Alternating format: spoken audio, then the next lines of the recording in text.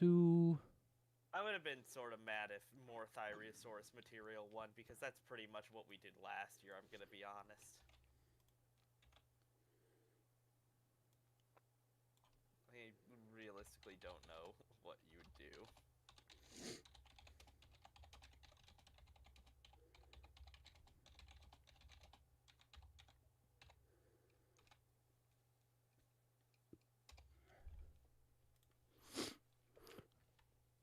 Okay.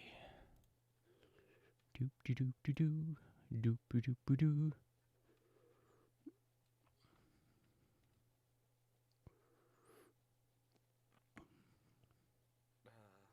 I'm surprised. Aberrantologist, you're biased. Shush. Surprised you didn't rig Cretaceous penguins. I already rigged it by putting it on there. You didn't rig it enough. Manly Marcus, Christmas is over. But Happy New Year. Christmas is... Also, technically, the Christmas time is still going until the Holy Three Kings Day. Oh, what's it called in English?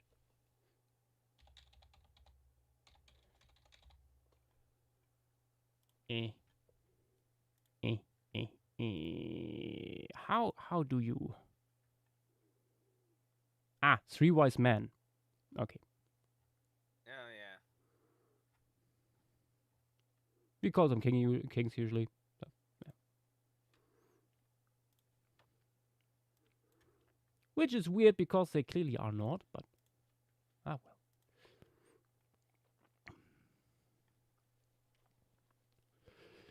Begin, Mr. Jess Allosaurus, hello there over on the TubeUbes. I also see Screens Goo, Lolpie, Manly Marcus, Entreriano, or Entertainment, Roadrunner from Hell. Hello, hello, hello. Unfortunately, I have the sniffles. I hope it will be better tomorrow, because then we will have our first formation stream. But, oh well. We'll see, we'll see. Let me grab a brush. Let's have a look what people voted on. As people see here on my screenshots, this is a little bit different to what we usually do. This is a flocking where people could suggest things they would like to see published / discovered in 2026. This does not include things people know are on the way. Things that are like in abstracts, that are in rumors, all these things, or where we know there are these specimens laying around for years. It would be so cool if they are finally be published, blah, yada, yada, yada. This is basically prehistoric Spec Evo, in a way.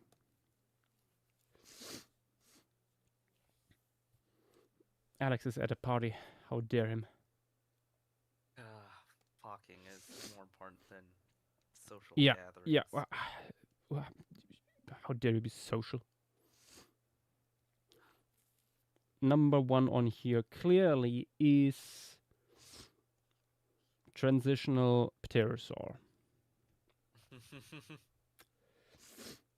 Number two, I think, is still this one, unless I'm mistaken. Yeah, should be. Which is, once again, something transitional. This case, bat. Which we are also still lacking. It's very funny. This must have happened in evolutionary terms in a blink of an eye, probably. Yeah. Going from flying to non-flying. Mostly because once you have membranes, you aren't really good for anything else. Except for birds, because they always had the legs free. So they were still like really good on the ground. So they are in a way the ideal flying animal in some sense. Yeah, didn't really have that super important transitional where it's like really weird. Yeah, because they could afford to literally take their just display time. Structures. Yeah. Which is probably the reason why we don't have it yet. The transitional bat and the transitional pterosaur, really. We are getting there slowly with the pterosaur, so we are getting closer. We have at least arboreal stuff now. So, yeah. We have like one side and then the other, then we're sort of lacking the transition between the two. Okay, next here is, I think, this. Early Carboniferous or late Devonian, late surviving Radiolont. Very fun to think about. Considering we have Schinderhannes that gave us a glimpse at this clade actually making it this far, it makes you wonder if they made it a little bit further. Yeah. And I think last on here is, the Astralplura-sized house centipede. That's a suggestion by Nick. It's so... Tiriano, you will and you'll like it. Wait, I'm back in a second. I have to throw out a cat. Oh no.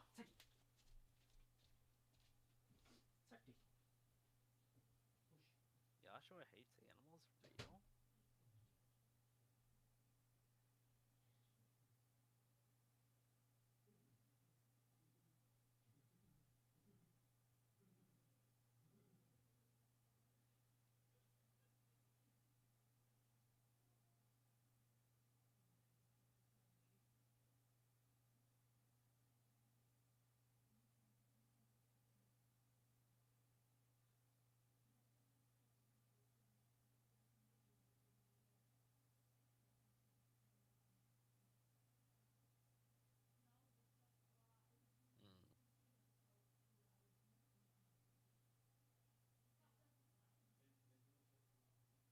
Hello, Brontathier.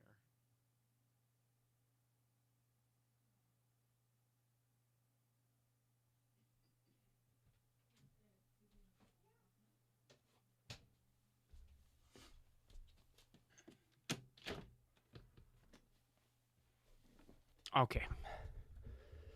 There we go. And Triano, you will draw centipedes and you will like it. You can also simply work stylized. You know? That is always an option that I like to keep open. So, we are starting with pterosaurs. What we need some references for this, I think. Of basal pterosaurs and derived Lagurpids, I think. So people can think about how to bridge the gap. Yeah, like... Unfortunately, most stuff you find online is David Peters stuff. What's the generally considered, like, basal mouse group of Triassic true pterosaurs? I think Pitinosaurus is up there. Yeah, Sorties might be a good thing to post here. Nah, not Sorties is already quite derived. I mean, it's Jurassic. Oh, I forgot Sorties is Jurassic. Yeah. Sorties is Jurassic. It has a, in the grand scheme of things, relatively basal build because it's long-tailed, but yeah.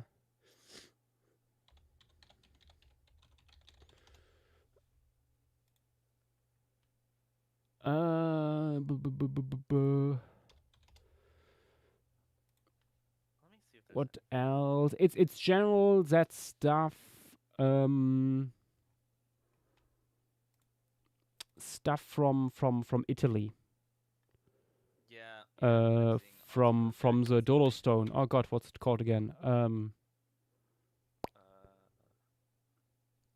Formy Dolostone, was it? Yeah, there's like 2 or 3. I think it's Forney specifically.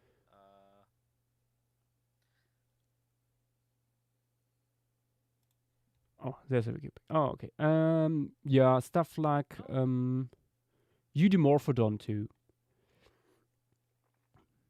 Wow, that's the first time you've seen that skeletal.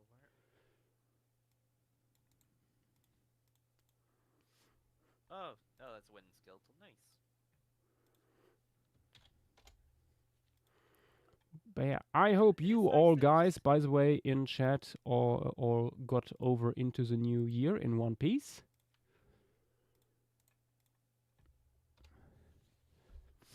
And did not lose limbs in the process.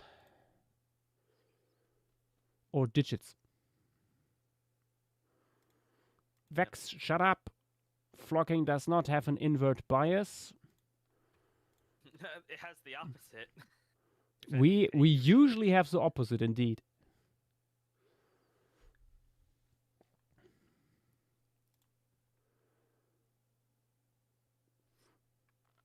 Oh, that is some weird heterodonty. Yes. The first pterosaurs probably had heterodont condition. They probably already had tiny beaks. Yeah, I mean, it's pretty easy to evolve a beak. Like you can have teeth and a beak. Like The back limbs were probably still larger.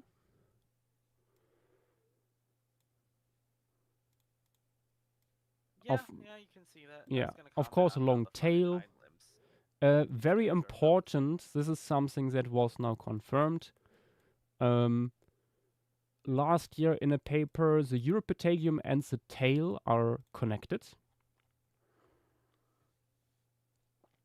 So the membrane between the legs and the tail, they are forming a unit.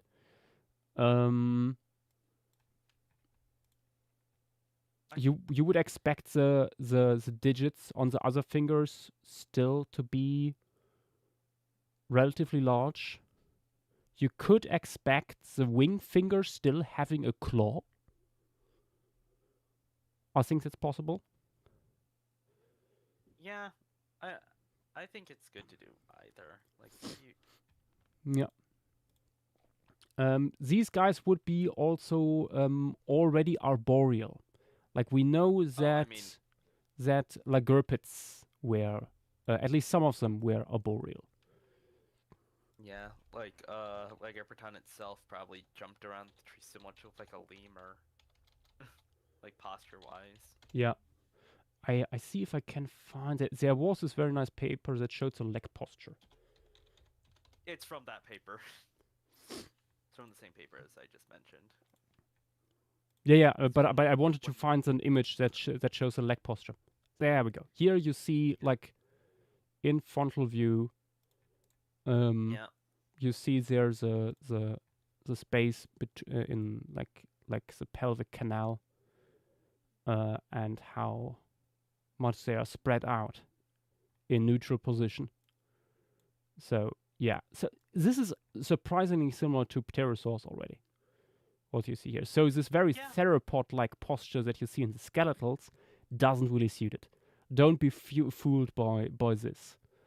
But these long hind limbs being so big and powerful might hint at them launching themselves with their legs maybe at first and then gliding before their front limbs basically took over completely.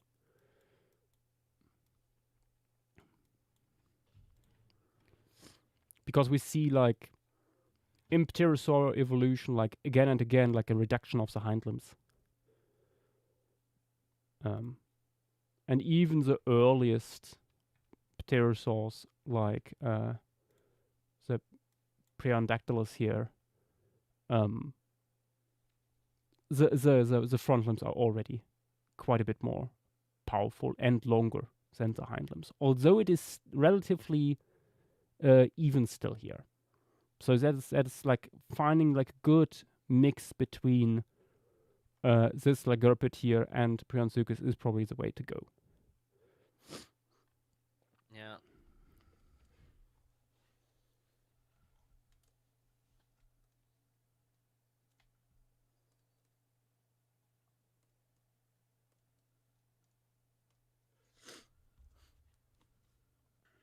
Okay, I'm grabbing my phone.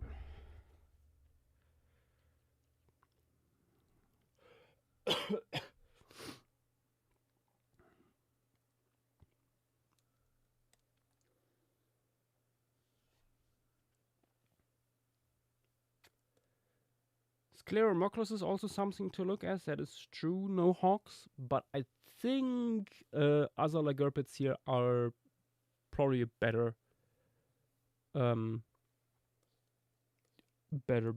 thing to look at.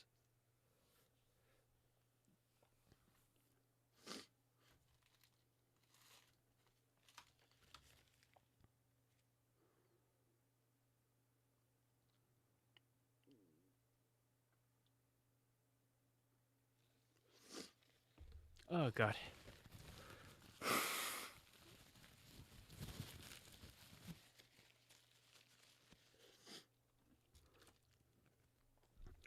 Do. Let's see.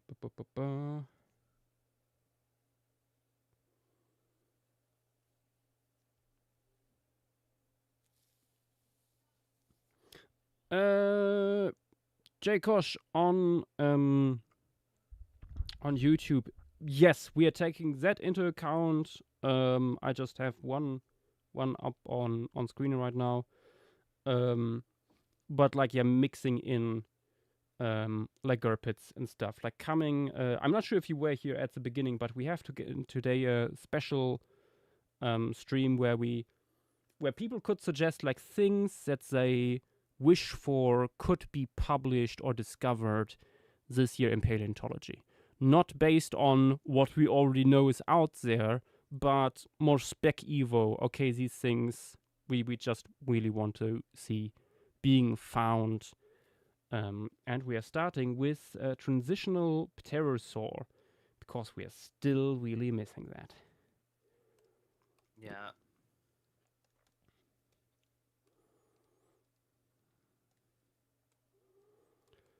Okay. Getting my timer. Tip. That should not be 4 minutes. That was for something else. Okay, let us start with our transitional pterosaur in 1, 2, 3, go. I think Brontothir is asking what the pterosaur you posted a skull is belongs to. Oh, that's Eudimorphodon.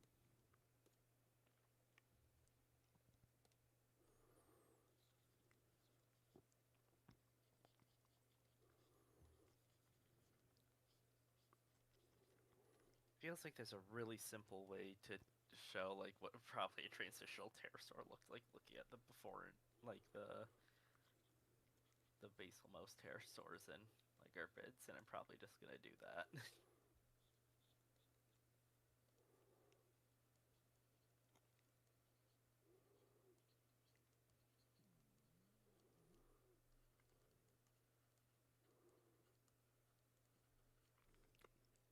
Yeah, anyways, it's nice because it's probably also the easiest of the bunch to start with.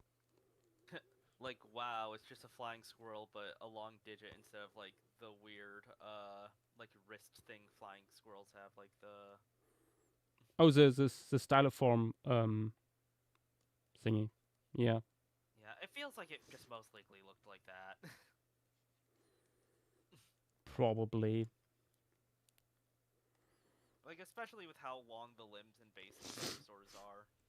Honestly, when you look at the hands of these derived Lagerpits, you could already, because like the fourth finger is already like the same length as the third, you could already imagine there being membrane attached there. Yeah, and there's every chance with how flexible wrists in Arborean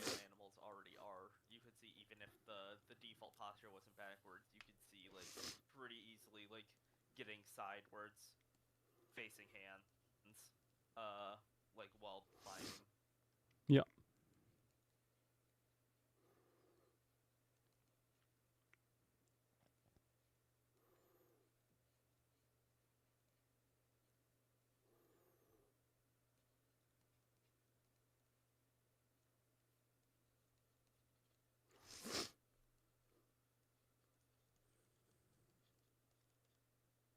Next one is gonna be a lot more rough.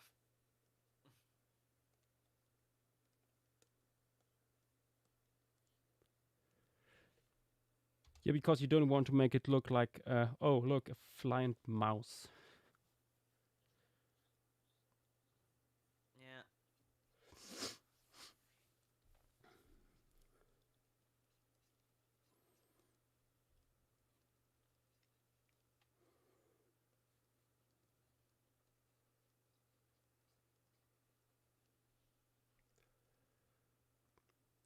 Also, hello, Dynamo. Oh, hello.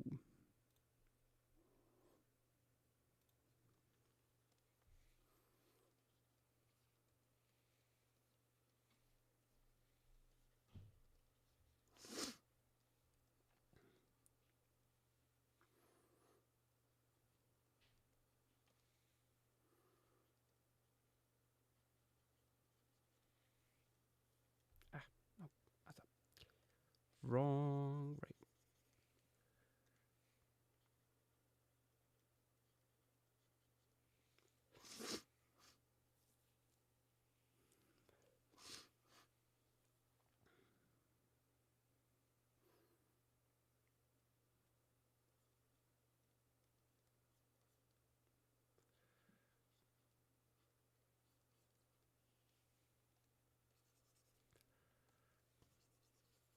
David Peters was posted.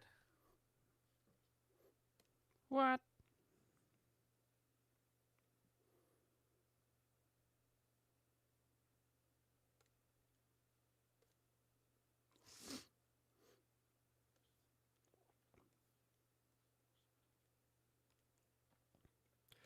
For people who are asking what it is worthy of your ignorance.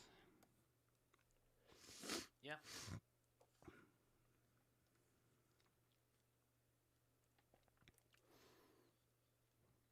15 minutes.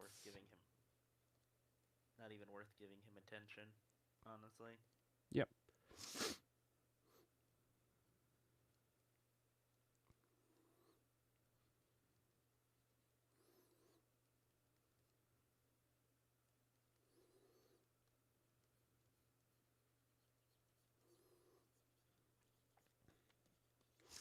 The interesting question is if these guys would already have feathers, and my thinking is absolutely.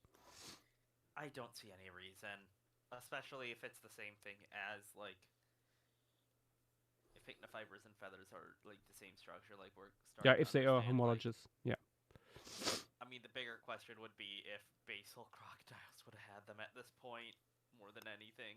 Mm.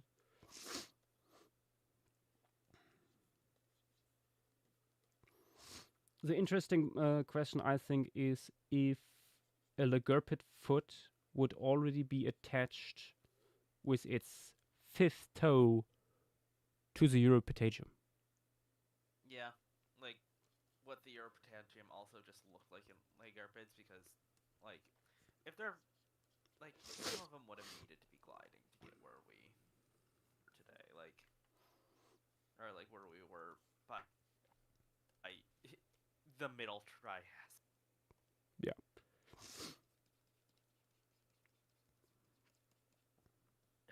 Something that is interesting is reduction in the post-orbital section. You can really see it with some of these guys compared to like Eudimorphodon.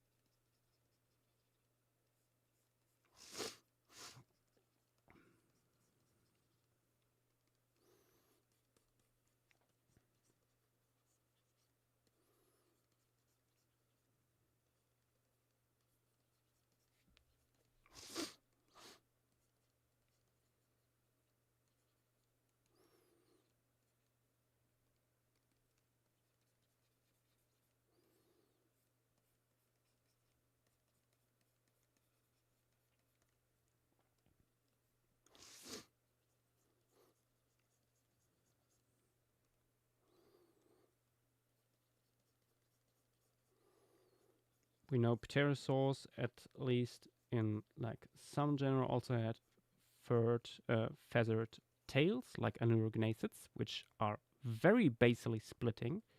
So you could think that these guys, before they had any like little sails on their like feather, like tail veins or something on their tails, had like a bushy squirrel-like tail potentially to help with maneuvering. Which honestly would make them very cute.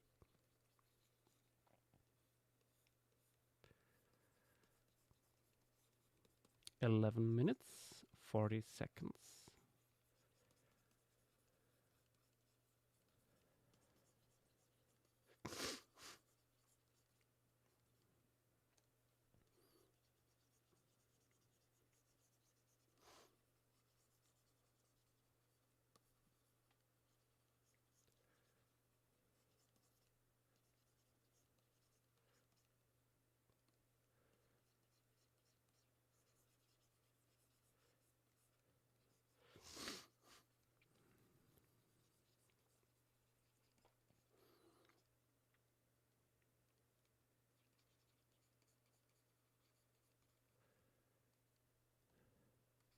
Wondering when large scales on that long digit would have disappeared. True. I mean, we don't even know if that was on a thing in Lagerpitz to begin with. Yeah.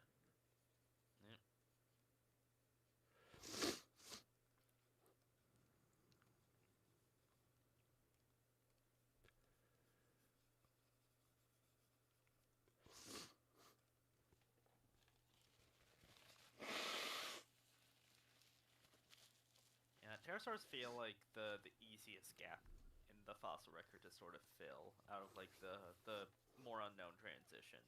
Yeah, I mean, because we also now slowly get an idea for their ancestors. Yeah. That makes it somewhat doable to conceive of a transitional form. Also because we are getting a much better understanding of like flight origins in general.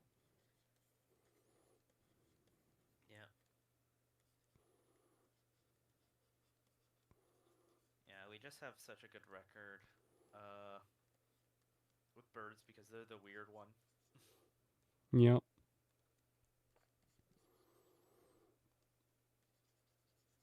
Like they could be very functionally normal animals. Yeah, with but pretty much wings. I think like although like the origins of pterosaurs are relatively unknown and understudied, because there is such a huge amount of research being done on the origins of birds, pterosaurs kind of benefit from that too. Because we can like compare and say, okay, pterosaurs clearly did not do this and that.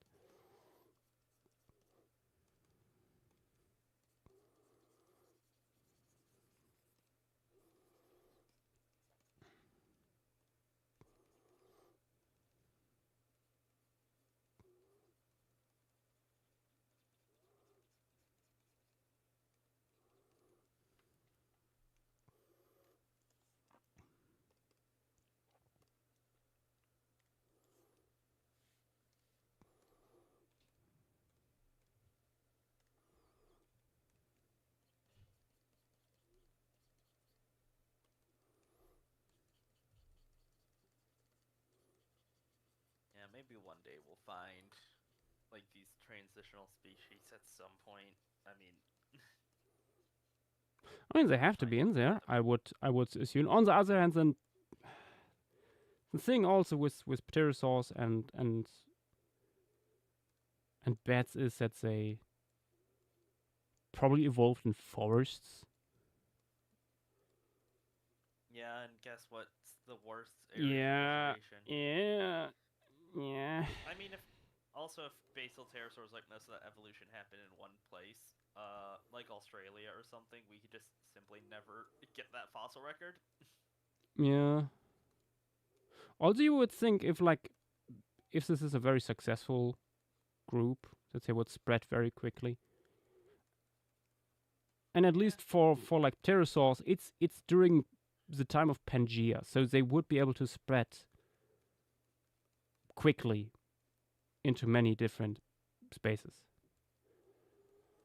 Yeah, it's just about it happening so fast. Yeah.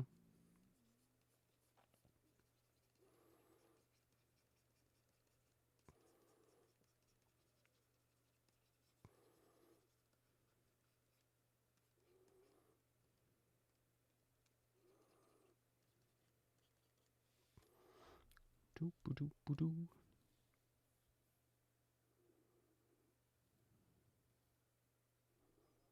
How much time are we looking at this point? 6 minutes. That's good.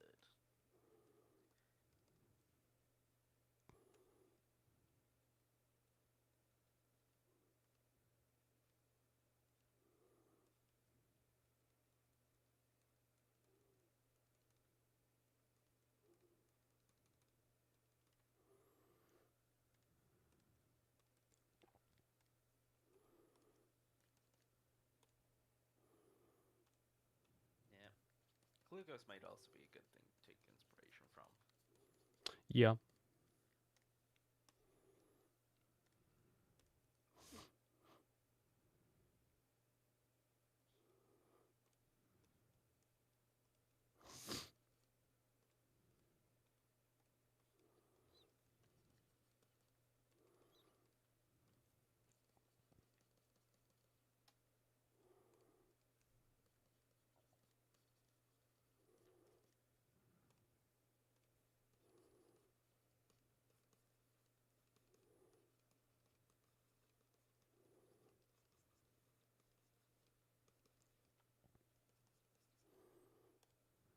Yeah, there's also just every chance that the fossils representing this stage have already been found and it's just taking a while to describe them. Yeah. A nature paper takes a while. Yeah, I mean, it would be in nature. This would be such a nature paper. Unfortunately. Which also means, guess who's not getting a good and proper description? Mm-hmm. I mean, depending on the nature paper. Or am I confusing? Yeah, someone but that has usually...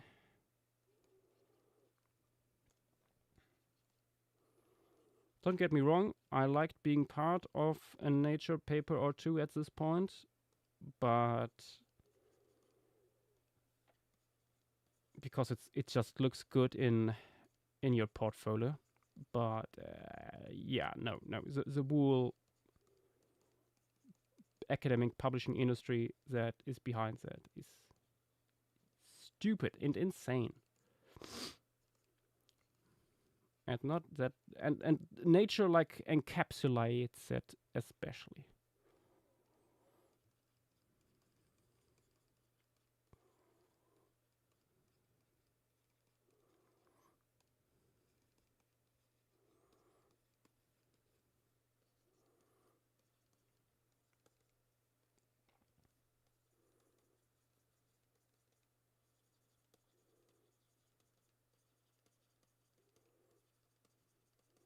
Let's give a nice stripy tail. Oh yeah, Yash, you can now use Dynamo as a resource even more for mammal color references because he now has the The big Lynx book. nature book, like mammal, every single mammal.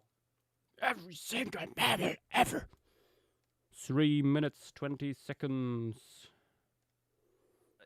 It's really funny. Like there is like a little slot for people in there.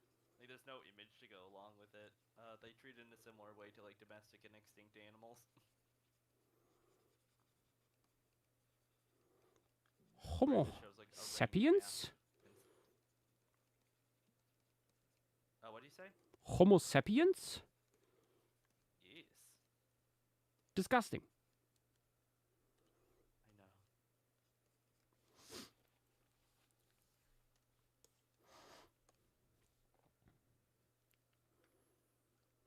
Also, Yash, how does it feel that tomorrow you'll be able to get away from the Cenozoic grind for a week? For a week. I was gonna say. just a week.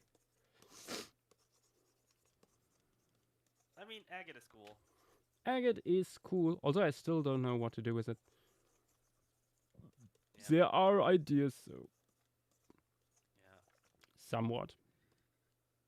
Yeah. Me and Dynamo in Montana realized this past week that not a single Paleogene formation got added to the wheel in 2025. It happens. Yeah, because Erdemaha was the last one to be added to our knowledge, and that happened in December 2024. Really, I thought that was further, like not that far back. Yeah, no. I'm pretty sure it was the last thing to be added to the wheel in 2024, actually. It could be.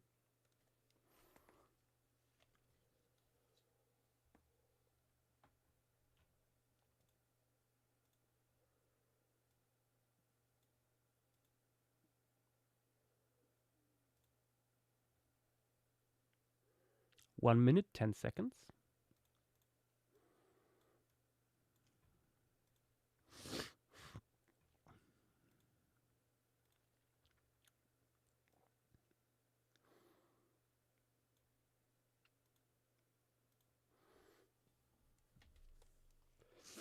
Oh, I really don't like this. Oh god. Is it the stripes? No, I'm okay with the stripes, but overall, I'm not happy with this. I'm gonna be honest. It does sort of look like one of your like pieces that were in like early Paleo stream. Yeah. But it was also really bad earlier in Putt Party. I think it's because I'm ill. Oh, are you gonna be to do a formation stream tomorrow? Yes, I will. I'm doing a hot shower after stream and drinking salty water and stuff. Not drinking.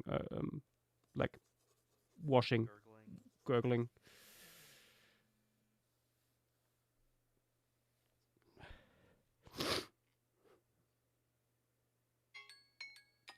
God, time to post.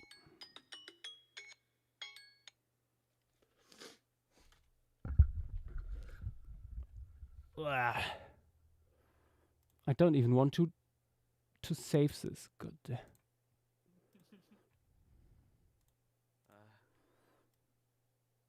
Oh my gosh, Hussein.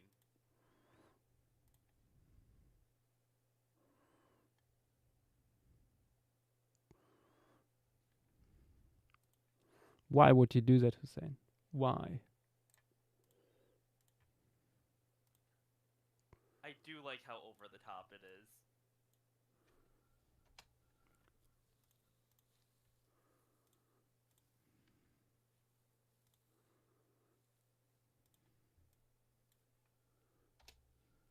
Oh yeah, something I wanted to bring up, but it's too late. I was wondering, possibility is like of there being pycnofibers on the wings of like these super early guys, but then they lost the fur or lost the pycnofibers or lost the feathers on them over time. No idea. Cause like you see that a lot in gliding mammals, but not bats. Like you have the potassium Yeah. with fur on it.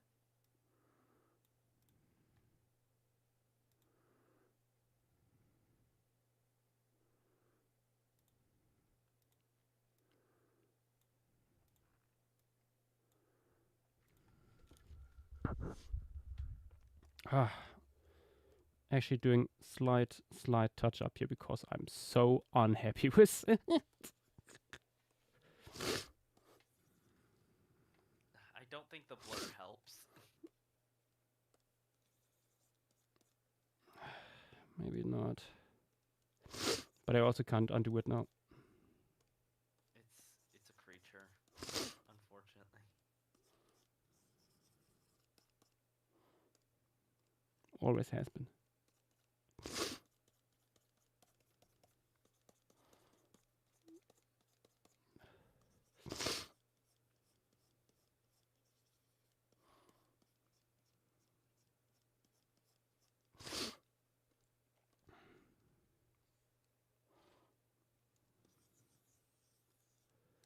Okay, that helps a little.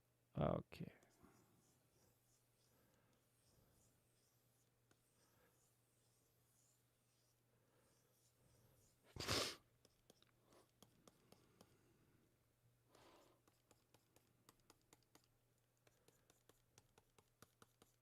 Mine is a little rough too, but that's mostly because it's posted as like a little sketch.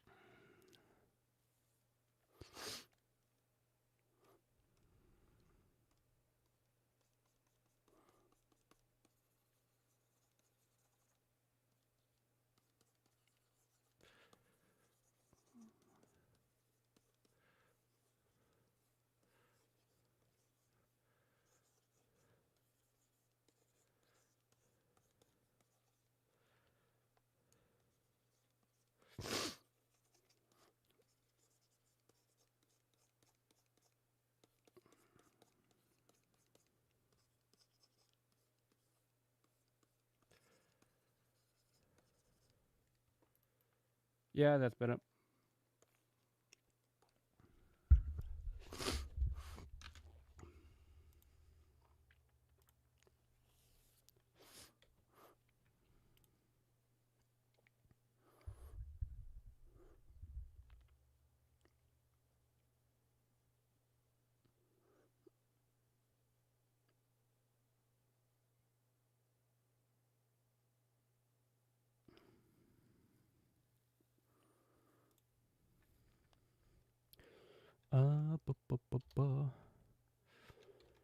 How do we save this?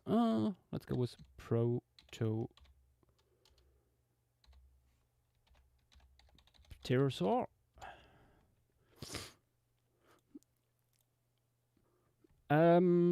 Eduardo on YouTube. I cannot teach you specifically how to draw dinosaurs in different poses. I don't do mentorships yet. Wait for the wait for the Patreon. But there are many different resources out there that can help you with that. We also have an series here on YouTube called Flight School, where we go over art fundamentals for paleo artists that might help you. Not necessarily with different poses. That is something I don't go over there. But perspective is a huge thing when it comes to this. Perspective is like the most important thing when it comes to different poses. You should first learn perspective before you go into stuff like that. Because at the end of the day, you're breaking down a complex body into simple shapes that are changing their dimensions, their ratios, their foreshortening, the amount of foreshortening based on perspective. Okay.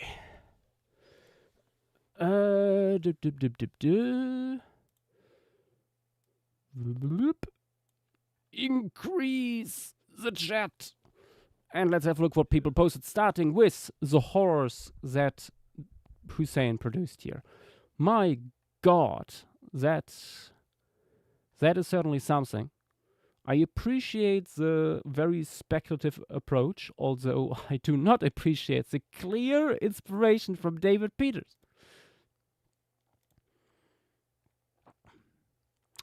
Next up is Vax with something interesting, going more with a hind limb glider.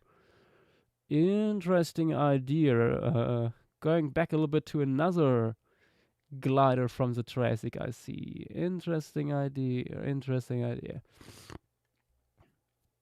Next up, that is indeed Rodent with the little guy here just sitting there on a branch eating some insect. Very cool looking. Going a little bit more for a Dimorphodon like skull, I see. Very interesting. I remember there was an abstract that proposed that Dimorphodon is the most basal pterosaur we have in the fossil record. I'm not sure if I want to can believe that, but certainly very, very basal. So yeah, Avian 709 with this beautiful little creature. Oh, I love its little face. Very nice, very cute. I think you could have made the feet a little bit larger, maybe. Although on the other hand, you also gave it like the elongated and still bundled up metatarsals, so a little bit more like what you see in Lagerpets. Interesting. And we have this colorful little guy by Sibo, which is little squirrel inspired, I see, based on the tail. Nice. Amanda, hello there. Welcome to Bailey Stream.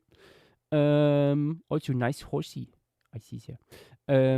Very, very cool little drawing. I love the use of color here with the red face, especially.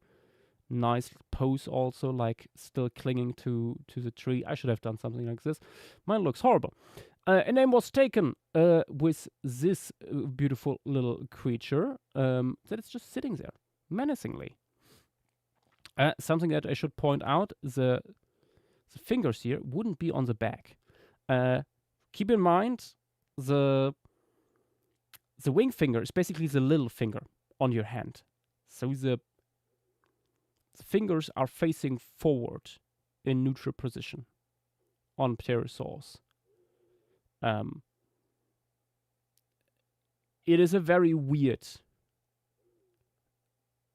thing, very weird how they are oriented, and we are still not quite sure how it looked in the basal most pterosaurs, among other things, because that one trackway that was proposed to be made by a long-tailed pterosaur, a Rhamphorhynchus, that has been cast into doubt that it actually represents something like this. And it might be that they had, if this is indeed a Rhamphorhynchus trackway, then long-tailed pterosaurs had probably like a different orientation of their metacarpals than in short-tailed pterosaurs. But now that this is cast into doubt, it's no longer sure. So, but you wouldn't have the fingers like on top of the membrane. Basically, you would have them in front of that. How exactly they would be oriented, like with palms forward or palms downward, that is still up to debate. Next, Lolpie.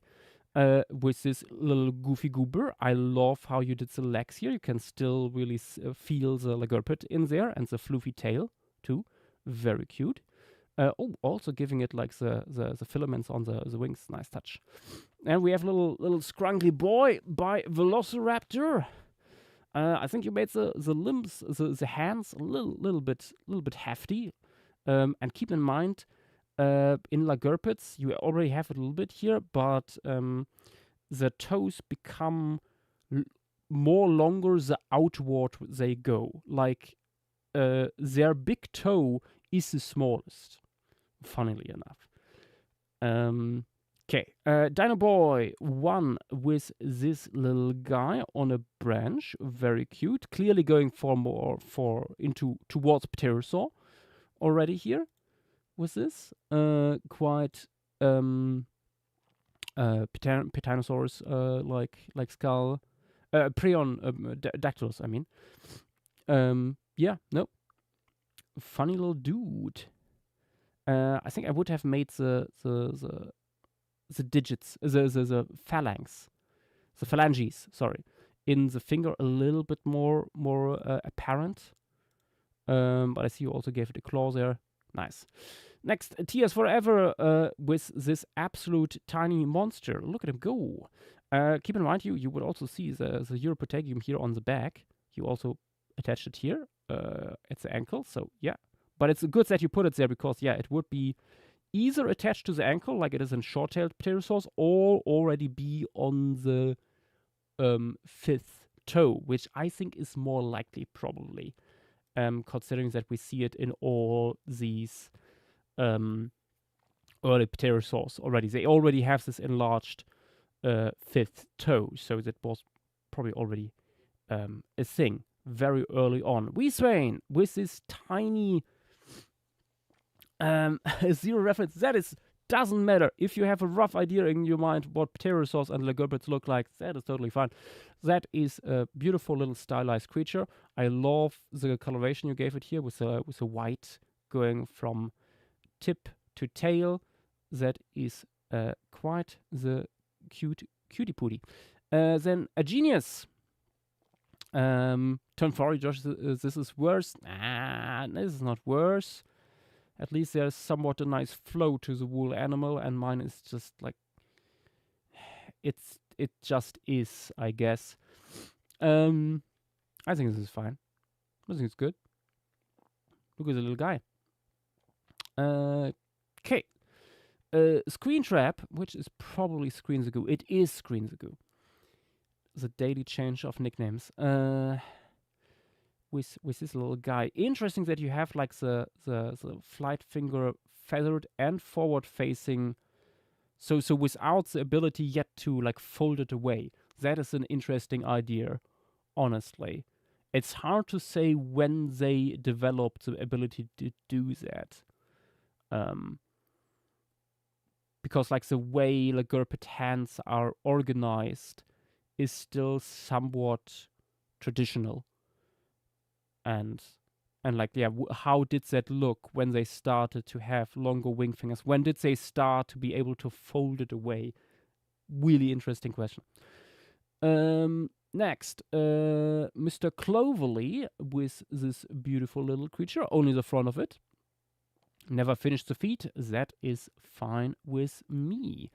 I see you having the normal fingers here also incorporated into the wings. Somewhat interesting idea.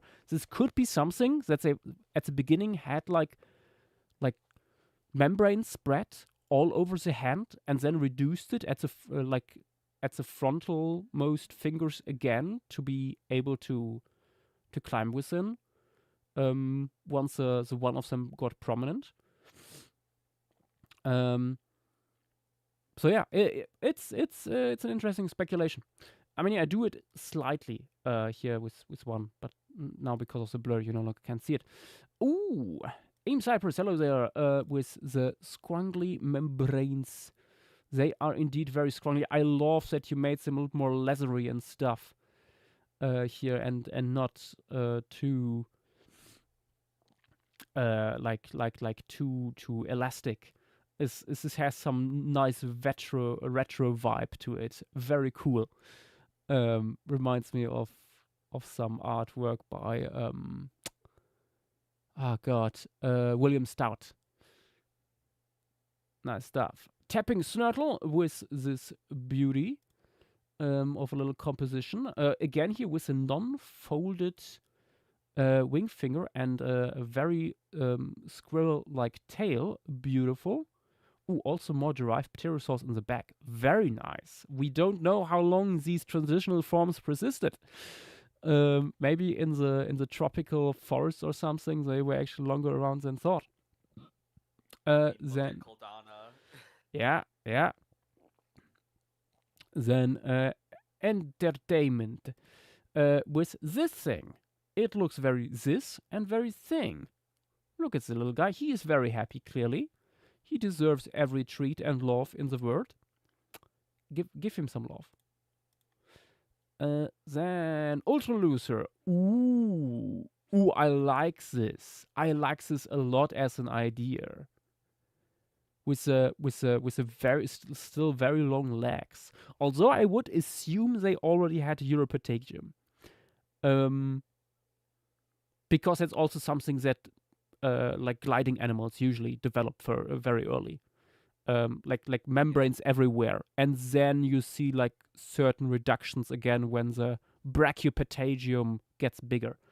But I mean, maybe they did it like this too, and then the membrane between the legs came later. Who knows? We don't know. This is still like something. Yeah, I mean, like Gurpits still also have these massive legs, so maybe they really first learned to jump.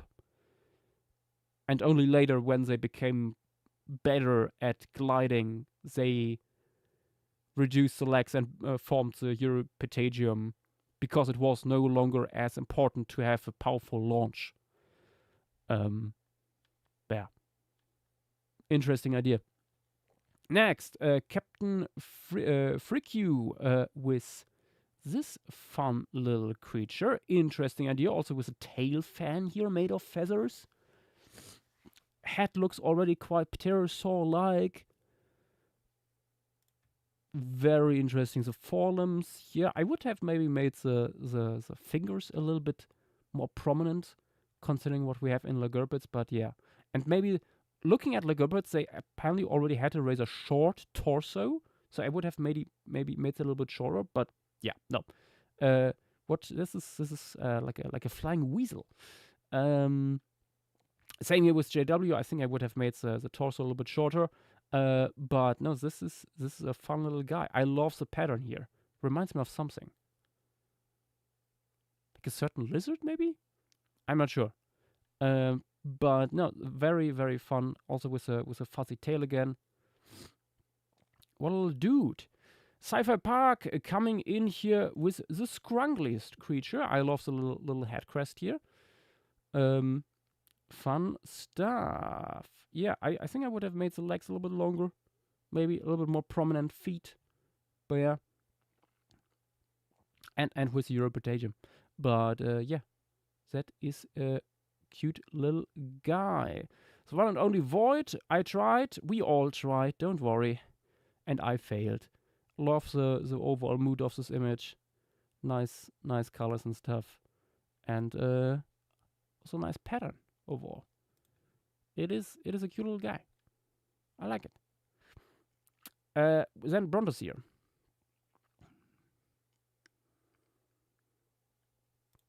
Brontosaur also tried. And drew Penis Joe. Incredible. Casual soap muncher with this little boy sitting on the branch and munching on some dragonflies, as they should. Incredible. Liking the overall proportion and stuff. Nicely drawn fur and things. I like it. I think I would have made the limbs, the hind limbs, a little bit more Lagurpid in nature, but yeah, that's just me. Aberrantologist with the Permian Ichthyosaur. Shush. Interesting idea of having the Europatagium extend much further onto the tail, honestly. That is an interesting idea. I wouldn't be that surprised if something like this happens.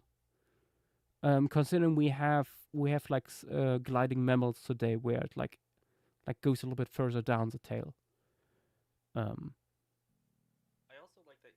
I'm pretty sure you can see that this guy's already plantigrade. Yeah. Okay. Yeah. I do like that touch to it. Yeah, that's pretty cool. Next, Cera with a less plantigrade version here, also without interestingly, without an what's it called, a wing finger. Fascinating idea. So to have the idea that the wing fingers are relatively late addition to the wool thing, but already a tail vein. Then we have Dynamo with Triassic quad launch. I see. Very fun idea. Very early adaptation. That would be a very early adaptation of that concept. So this would be a little bit further along in the transition, basically, with already like a loss of leg lengths and stuff like that. More putting focus on the pectoral girdle and stuff. Interesting idea. Lolpie going back to the scrungliest of origins here. I love the post, honestly. It is cursed, yes, but it also works really well. It gives off How to Train Your Dragon vibes. Yeah. I can imagine this guy being like just basking, stretching its leg out. Yeah. Jacob 8888. Welcome to the server and this beautiful little drawing here. Very cute. I think this is basically already early pterosaur what you have here. I would have made it like this is barely more basal than what we already have. Like the legs are maybe a little bit longer, the wings a little bit shorter, the tail thicker, but otherwise it's already pretty close. So this is we could basically put all these drawings here into a row between actual Lagurpids and basal pterosaurs, and you would be very close to prion dactyls. But nice work nonetheless. Okay.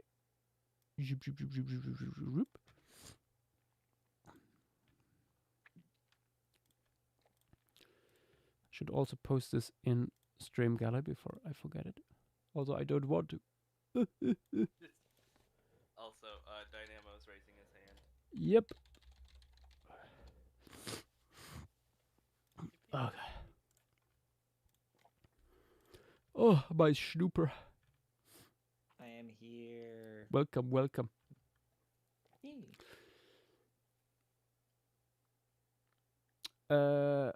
Basito Gamer, welcome to the stream on YouTube.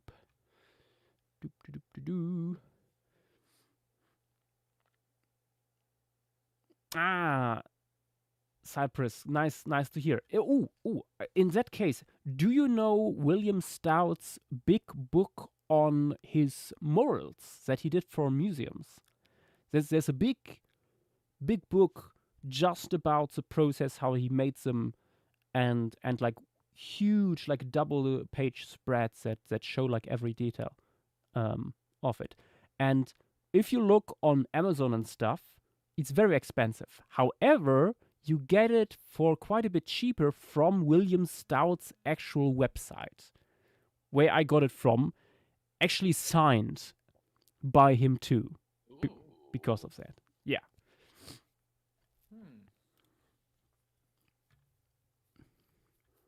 And I now realize as that's probably something I should have mentioned before Christmas.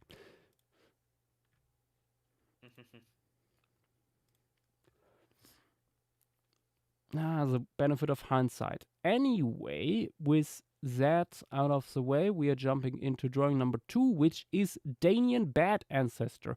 In theory, could be also like early, like latest Cretaceous Bad Ancestor.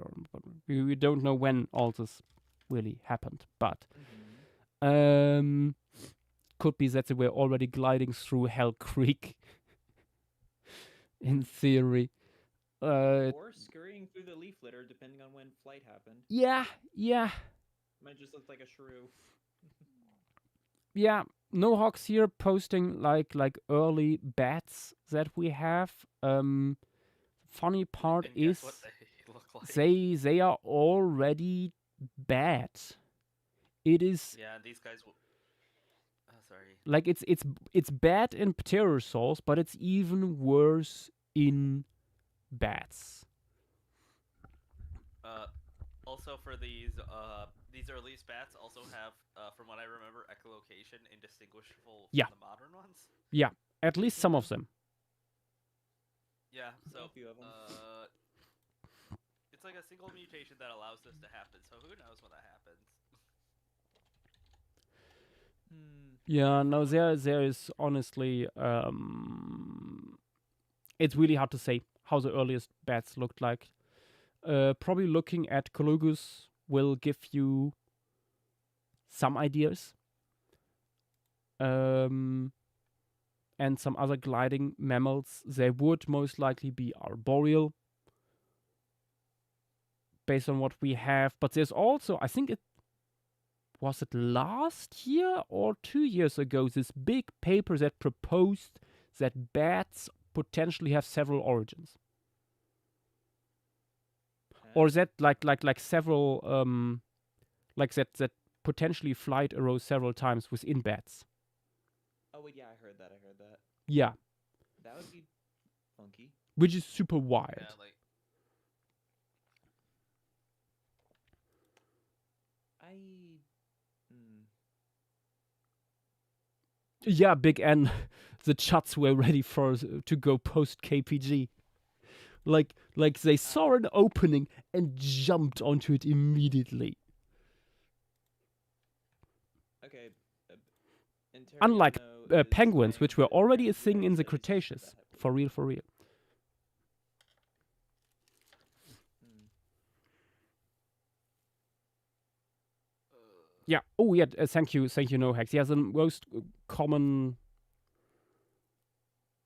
the next ancestors of bats are probably like hedgehogs, shrews, moles, solenodons. yeah. So You look put it at right that. there.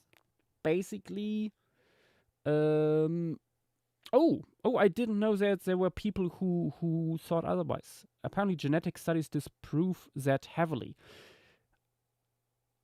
On the one hand, That was thought because some people thought that megabats were closer to Kalugos? No. No, no, no, no, no, no, no.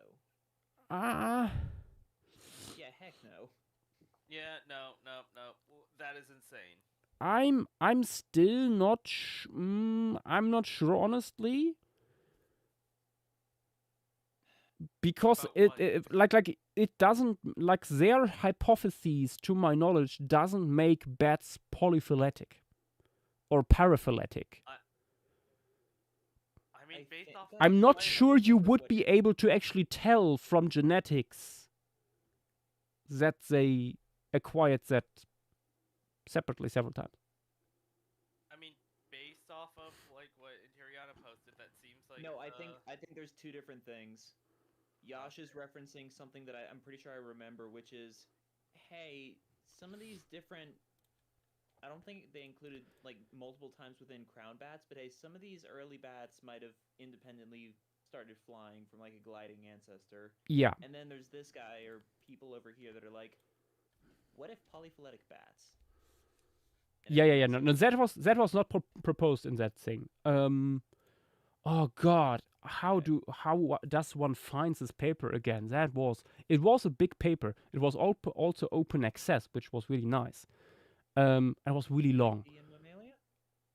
and it was fascinating. Honestly, I read parts of it.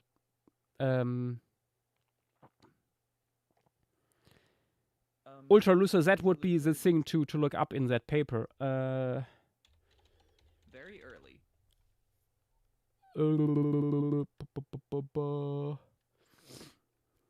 I'm pretty sure at least there was one result from one paper, though not at all consensus, that thought that bats were sister to perissodactyls, forming the clade like Pegasi or something.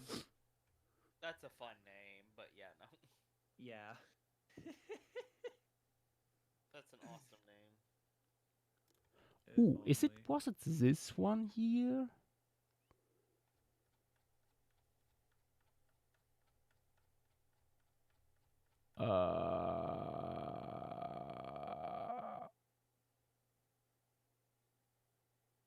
No, I don't think it is this one.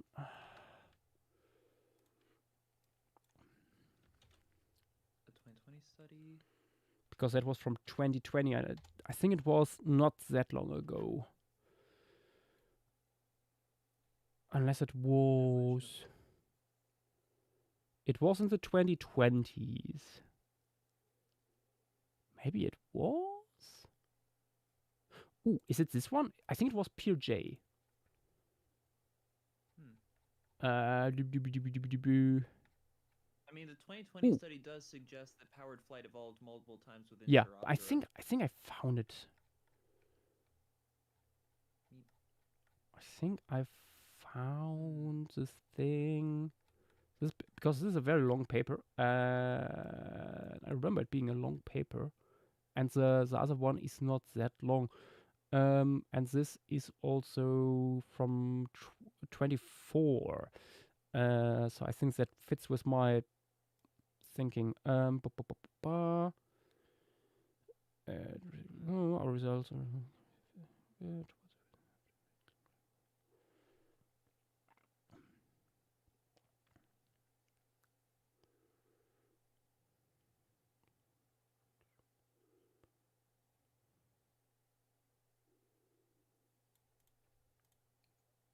It doesn't say in the.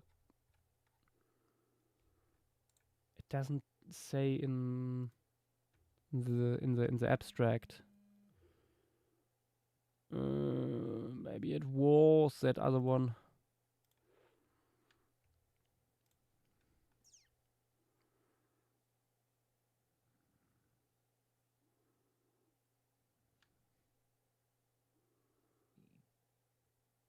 Either way, common ancestor of all bats, probably something Eulipotyphloid-ish looking.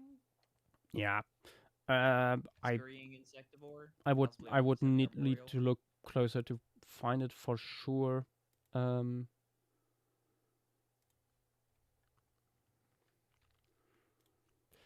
yeah, probably something arboreal. Most likely something arboreal based on all the data we have. Yeah. Potentially already nocturnal, too. I would imagine. I mean, that makes sense. I mean, if it's true, like it's gonna be nocturnal. Exactly. And like 90% of Mesozoic mammals that we know of.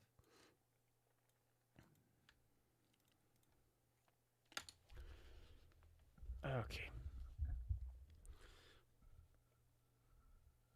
Let's just jump in and see where it takes us, I would say.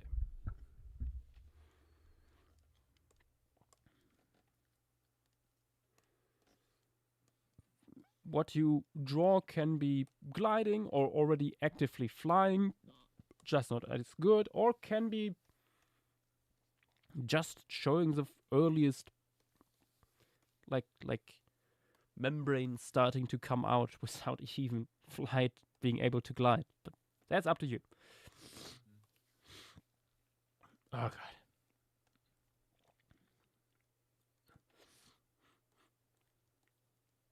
I have my timer ready. Let us begin with the transitional bat in 1, 2, 3, go. Let's hope one will be finally found this year. Or described. Can I get Casual soap muncher, just go wild with it. These aren't super specific prompts. Exactly. we're I getting there. actually, when putting together the poll, I filtered out the less specific prompts already. Because I'm sorry to a few of you guys, but there were some incredibly unspecific prompts in there. To the point where, what even? Like Pliocene Iceland fauna? I'm sorry, Cryodracon, but like, you couldn't be more specific? Like at least have a little bit of fun with like what could be there? They like an Iceland feeling or something. That would be insane, considering the location. I did actually speculate on that a long time ago. Yeah. I mean, that's part of this whole thing. Like, think about what could be there, not being like, well, there must have been something. That's not really the point of all of this. Yeah, I mean, It was a cool suggestion, though. do like Greenland fauna from like Eocene. I mean, like specific text from like Eocene of like Greenland or Iceland, because like they would have needed to jump over like certain certain land masses, since you also have like migrations between North America and Europe, between Western Europe and North America, from what I remember. Yep. Yeah, I could see some Eocene relics holding on until the ice sheets. Yeah, you could have. Yeah, that would have been an interesting prompt, for example. For example, somebody came up with late surviving Spracodont. I liked that a lot. I had a Or plan for that. like that made it like past the North South American interchange. Or I Yeah. really liked the prompt of dwarf Caribbean Astrapocere. Yeah, that was Really, really fun.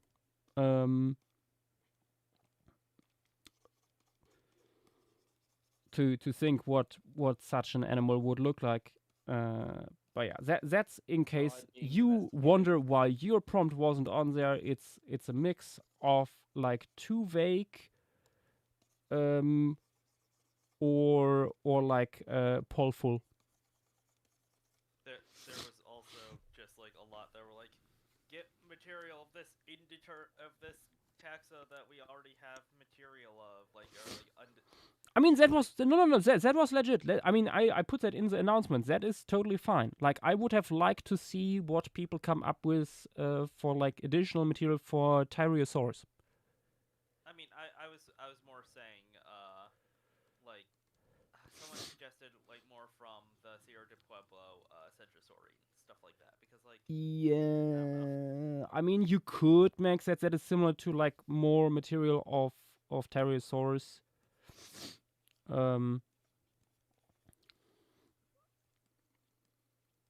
I think that was still okay. But also not as fun as, for example, what someone else suggested, more ceratopsids from Asia. yeah, Like thinking about what we could have gotten over there, what is not published yet, what is like might still be in the ground, etc. Also, since I'm just working on this, is it interesting to think about when bats started reversing their hind limbs? Because they are really weird. Bats, modern day bats, are really weird for having their hind limbs like just the other way, the way they articulate. Yeah. It's like, what you doing there, little guy? It's similar to like the condition of like pterosaur hands, where it's like, when and how did that happen? But you see it like in these very early. This is a bat from Eocene, but you see it here already. The normal bat condition, like, yeah.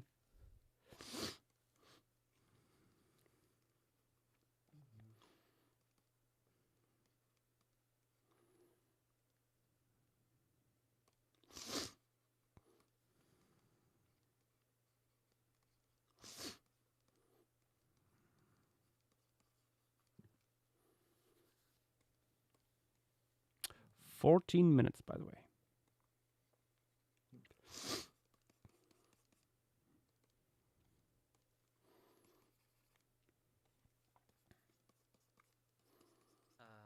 I've been also taking some inspiration from tree shrews, with even though they're not related, they're I mean, weird.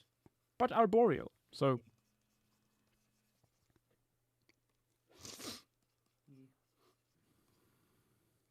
An arboreal mammal that's not a rodent. mm-hmm.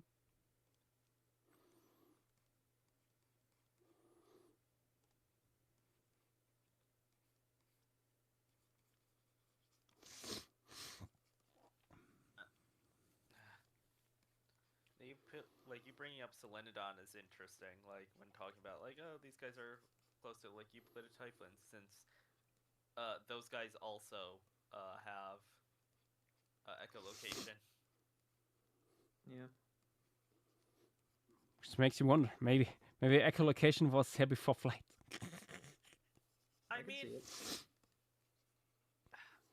like from what I remember, like I mentioned it, but the mutation that allowed for echolocation is the same exact thing between whales and bats.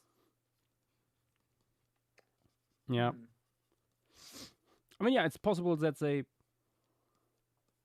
did that several times, or that it's just super easy to do that for mammals, and therefore they just did that again.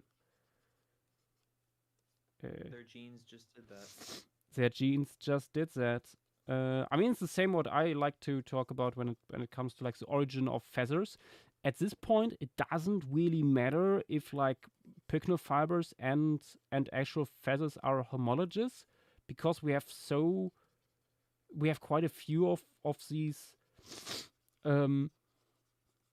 archosauromorphs that do weird things with their integument that it's either that they're homologous or archosaurs in general have like this weird tendency to do lots of weird shit with their integument. Yeah, which primates have too, but just not in the same way.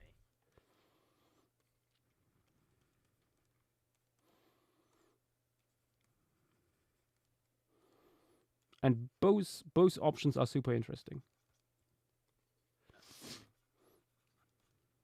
Yeah, you also have turtle integument, which can get pretty funky. Oh, turtles. Yeah.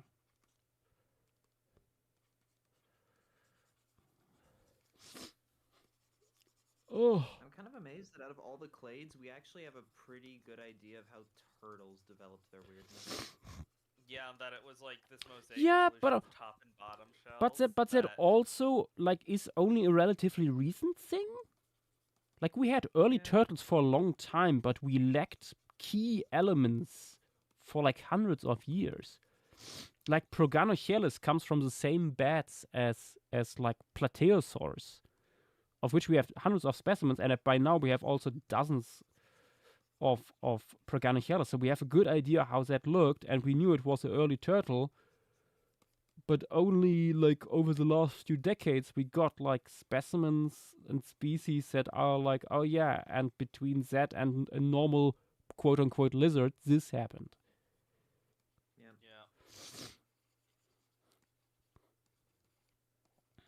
Yeah, and we've even like I was telling Dynamo, like yes, this is the case with dinosaurs too, but between the 90s and 2000s, our understanding of a lot of things in paleontology is completely different. Yeah. Like, there's so many kinds of, like, good example of that is, Chinese Lagersata are a very recent thing in general.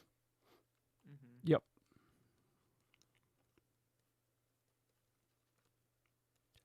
Yeah, the opening of China for paleontology and stuff has done a lot. New methods, just enabling new looks at fossils that were never possible before. That just get paleontology out, kind of this oftentimes very philosophical debates in a way, and more towards like a data-driven science, which helps a lot. Like also like the emergence of modern cladistics and stuff like that. And a new generation of paleontologists coming kind of out of the shadow of the dinosaur renaissance.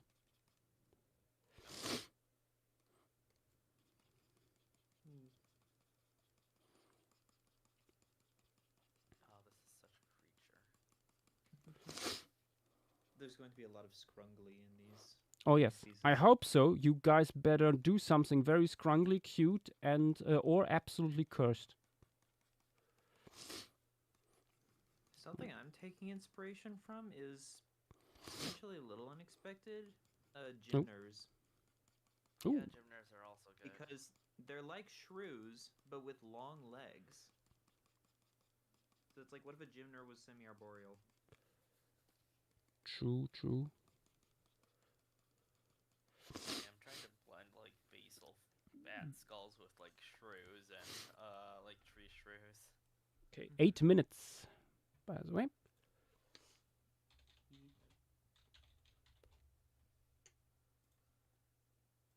It doesn't help that compared to like every other environment that they live in, there's not as many arboreal like euglidid typhlings to my knowledge.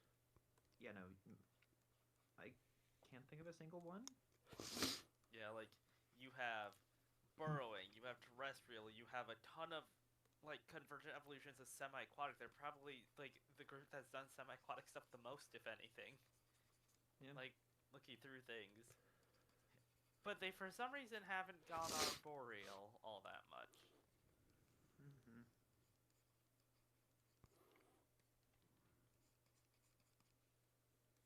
sort of funny.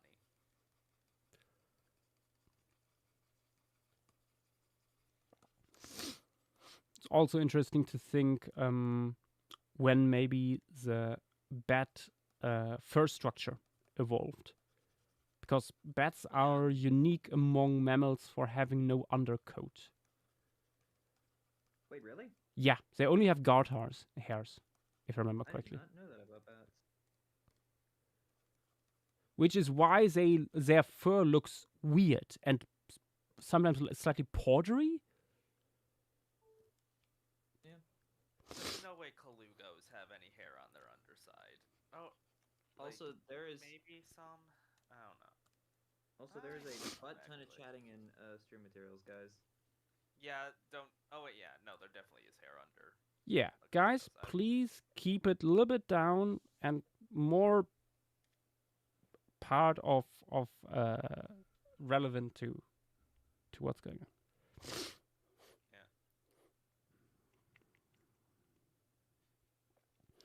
I mean, we're just talking the other channel. Yeah. We've given you a channel.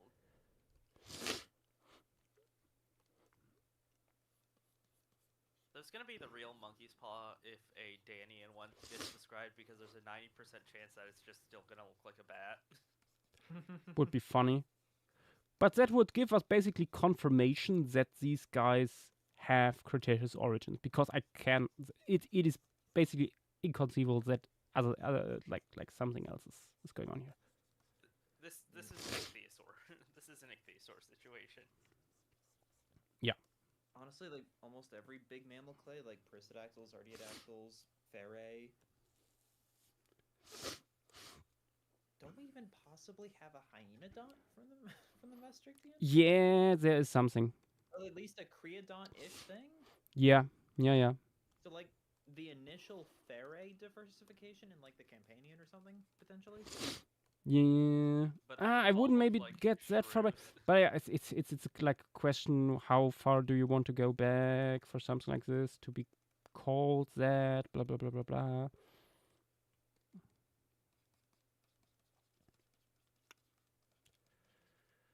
You're getting into very murky, plesiomorphic waters there quickly. Yep. Everything looks like a rat. Yeah. What time are we? Well, everything looks like a rat. Somewhere in the Mesozoic. Like, there's gonna be at some point where we find a Mesozoic Spracodont, for example, because we already have pretty much Danian Spracodonts, and we already probably know what they're gonna look like. Like, they're arboreal possum-looking things. Yeah. Probably at that point.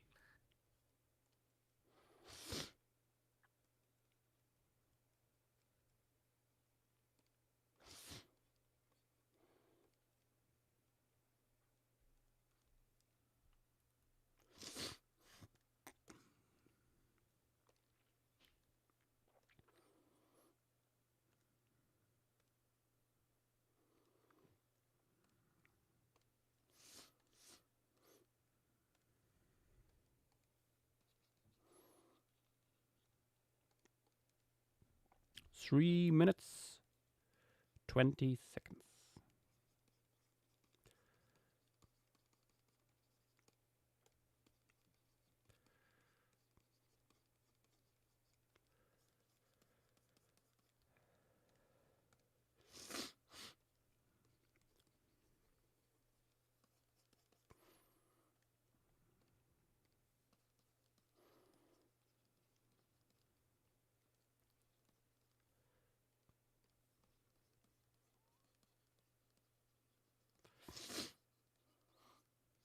You know what? I'm gonna actually keep that.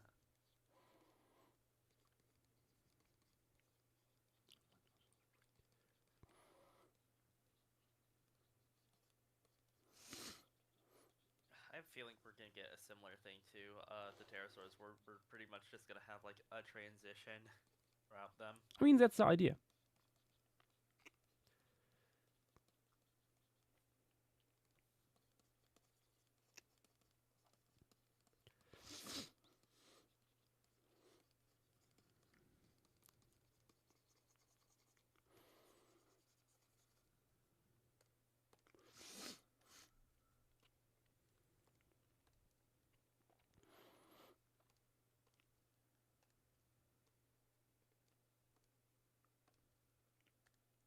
feel I'm going too boring with mine.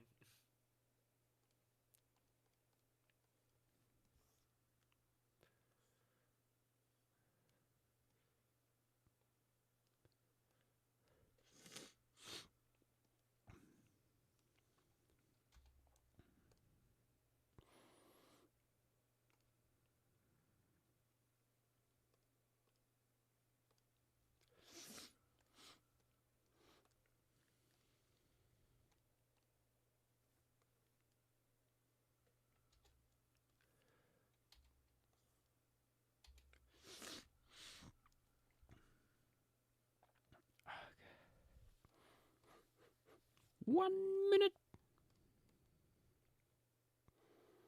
I think this one came out a lot better than your pterosaur. I have no clue what happened. Yep. I don't know. Needed to warm up probably. Also, just night images are so much easier. I can do night images in my sleep. Oh, oh, oh.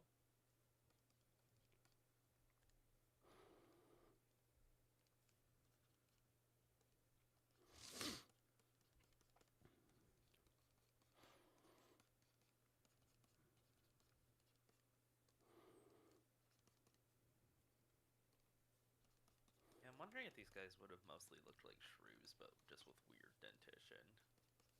Even like early bat dentition's weird. Mammal moment. Yeah. 10 seconds.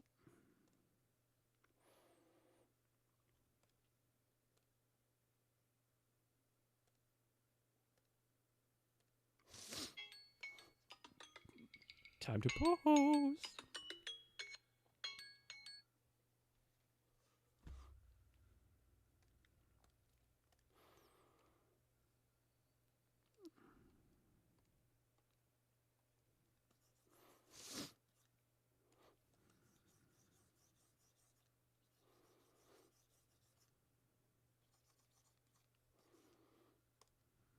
Oh yeah, we should probably have said that early bats still had long tails.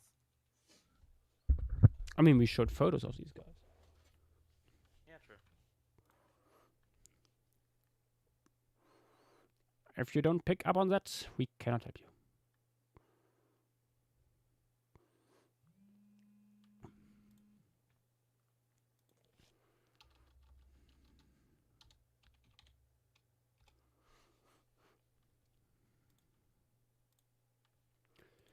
Doop doop doop doop doop.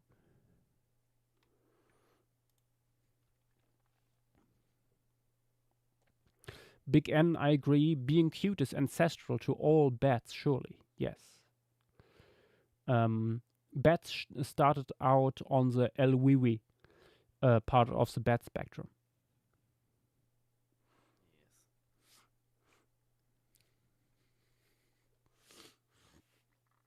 Yes.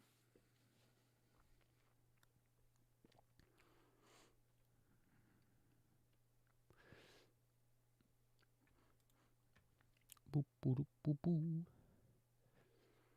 Silky Fish, hello there. First time chatter. Thank you, thank you. Good thing you come in now when I finished the Proto Bat and not the Proto Pterosaur beforehand, because that looked like shit.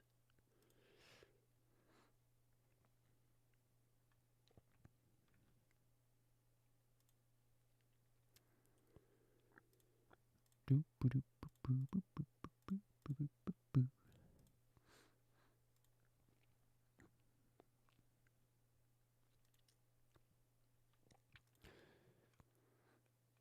Honestly, while people post, I might quickly go and gurgle with salt water to already help the snot along. Back in a minute.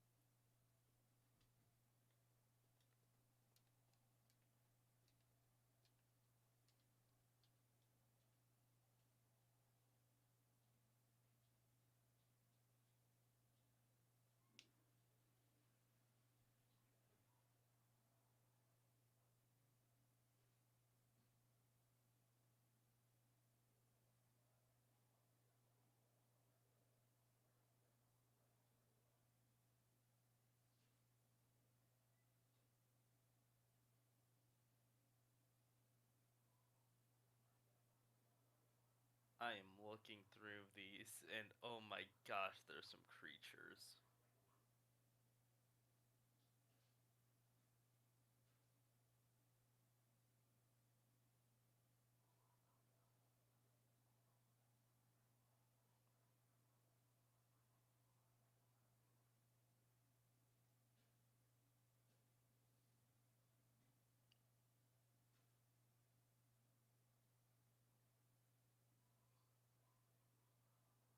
Also, thank you, Sleepy T-Rex. Very cool.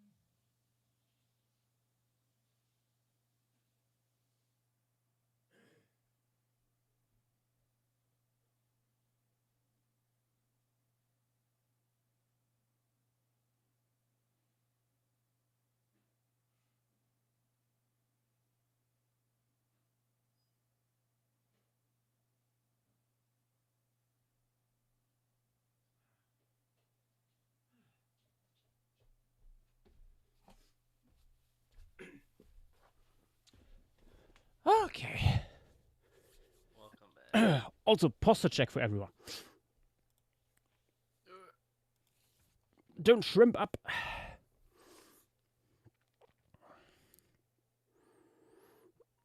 Hydration check Yes. too. Yeah, I hydrated just now. Okay. Chat increase. Let's have a look at what we propose. Starting with Eam Cypress.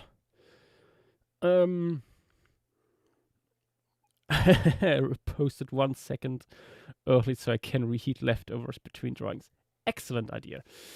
What a scrungy little creature. It's an ink blob with wings, which I imagine early bats probably looked like. Very fun. Also interesting idea to incorporate the hind limbs like this. I honestly doubt they would have membranes between their feet at any point. Like these appear to be very important for like gripping and stuff at any point in the evolution. So yeah, but otherwise, what a funky little fella. Rodent with a rodent, but with membranes. I quite like this also from in terms of lighting and stuff, and the long rat-like tail. It's a flying rat. Very beautiful, very powerful. Next, the one and only Void. Its name, its legs. I love its little face. Look at it. It gives off sugar glider vibes in the face. Very cute. Again, we said it at the beginning. Here, you should have probably given it a longer tail, because that's what we see in the earliest bats, and let's be honest, that's probably what the ancestors had too. So, yeah. Vex then coming in with this little critter. Very fun. It's interesting. Looking at the face, it reminds me a little bit of primates, which at some point were also supposed to be like the earlier, like the closest relatives of bats. But yeah, no, it is a fun little guy. I think I would have made the Brachypatagium connect to the hand already. I think that's quite likely that was early on the case. But yeah, what a fun little guy. Next, Sibo. With this little blurry boy here on a stick, looking at the setting sun. Very romantic. Nice. Afterwards, Amanda. With this little fella here gliding through its dark forest. Very cool. I very much. Ooh, I just see you made the patagium slightly transparent. Interesting. Interesting indeed. Very fun idea. Okay. Then Tears Forever. Going with an early active flight hypothesis, I guess. Oh god. How would this even evolve? Oh no. You know, Tears Forever? If bats would use their wings also for sexual display, I could see it. But I think this is unlikely. Mammals already have way more patagium than reptiles do. I feel like it would stretch further anyway. Like, Yeah. it's very hard to see, but like when drawing carnivorans, like those things already have. Yeah. We extremely have large patagiums. yeah, like mammals have weirdly many skin flaps. Especially when they get older. Velociraptor with an very, very early bat with barely any patagium. I think this might be. I think it would be weird if it already had patagia between its fingers, but not between its limbs. Honestly, Yeah. I think looking at like modern day gliders, that's unlikely because like you don't really get much lift from your hands when they start off like normal sized. Like gliding frogs are the exception, but as mentioned, like mammals already have quite a bit of skin flaps, loose skin in many cases. So I think it is unlikely that it would start there. There we have not the Danian, but Cretaceous bat. Nice by Mr. Cloverly. Unless, of course, this is a late surviving dromaeosaur we see. Which, honestly, could also work. At least for a little bit, I think something like small dinosaurs probably made it through that. But yeah, no, this looks fun. Unfortunately, it's a little bit ripped apart already, so it's hard to see what's going on. Okay, Dino Boy number 1 here with their interpretation of the proto bat. That's basically it. Small gliding creature, kind of shrewy, kind of rodenty in a way. Solid. And we oh my god, JW. You went really far back, I see. Before even really having much patagium. Or so well folded patagium that you don't see it unless they are jumping. They don't even have like elongated limbs yet. I mean, this is like it has a big head, but this is about like almost tree shrew. It's just they're very fluffy. Like the entirety of the upper limb bones are completely covered by fur. Yeah. Like in the, We can say this is basically the Cretaceous proto bat, but not the Danian one. I mean, you'd have a blend. Yeah, true. We don't know how long some of these like survived. And Siats coming in here with something that looks very Colugo inspired. Especially baby Colugo for some reason. What a creature.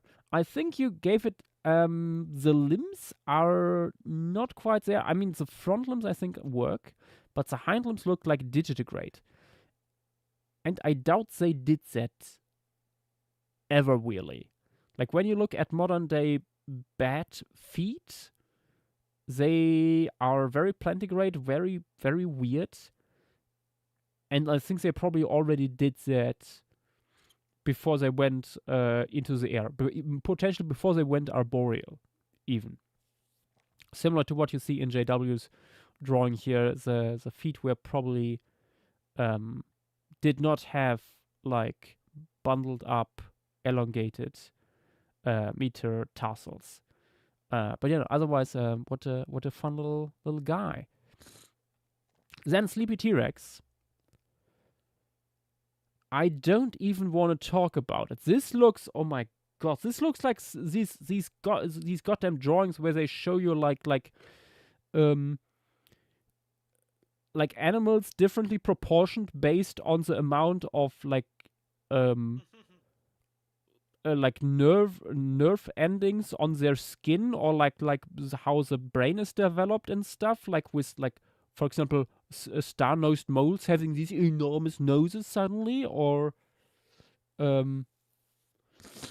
humans always get big dicks, but yeah, that's how that looks. I'm sorry. It reminds me of the salmonella bit of like a scientist trying to figure out what a bat looked like without there being a modern. In a way, modern yeah, relative, yeah. What a cursed creature. Great job. like the finger man or whatever. Next up, Lolpie. When you upside down. Excellent. Yeah. I mean, I could honestly see early bats being really adept at climbing upside down. And like that way evading predators, and if something still was able to catch them, like get close to them, they would like drop and just just glide away. Very fun. I like the tufted tail here. Very cute. Average bear with the silly shrew. Nice. I wouldn't have made the tail scaly, I think, but yeah. Scrimblodon. Oh god. A very fitting name. Excellent. Then we have Avian 709 with another absolutely beautiful tiny creature. Look at it. It's so cute.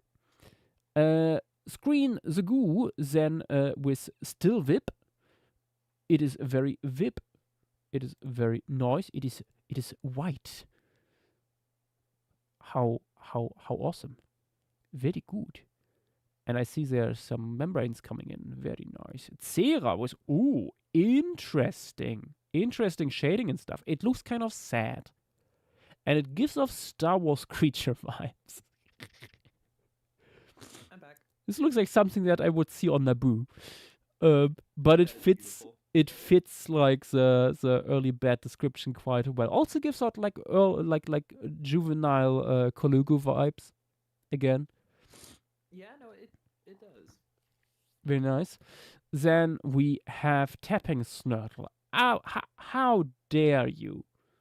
That's just a Champsosaur with bat hind limbs looking out. Mm-hmm.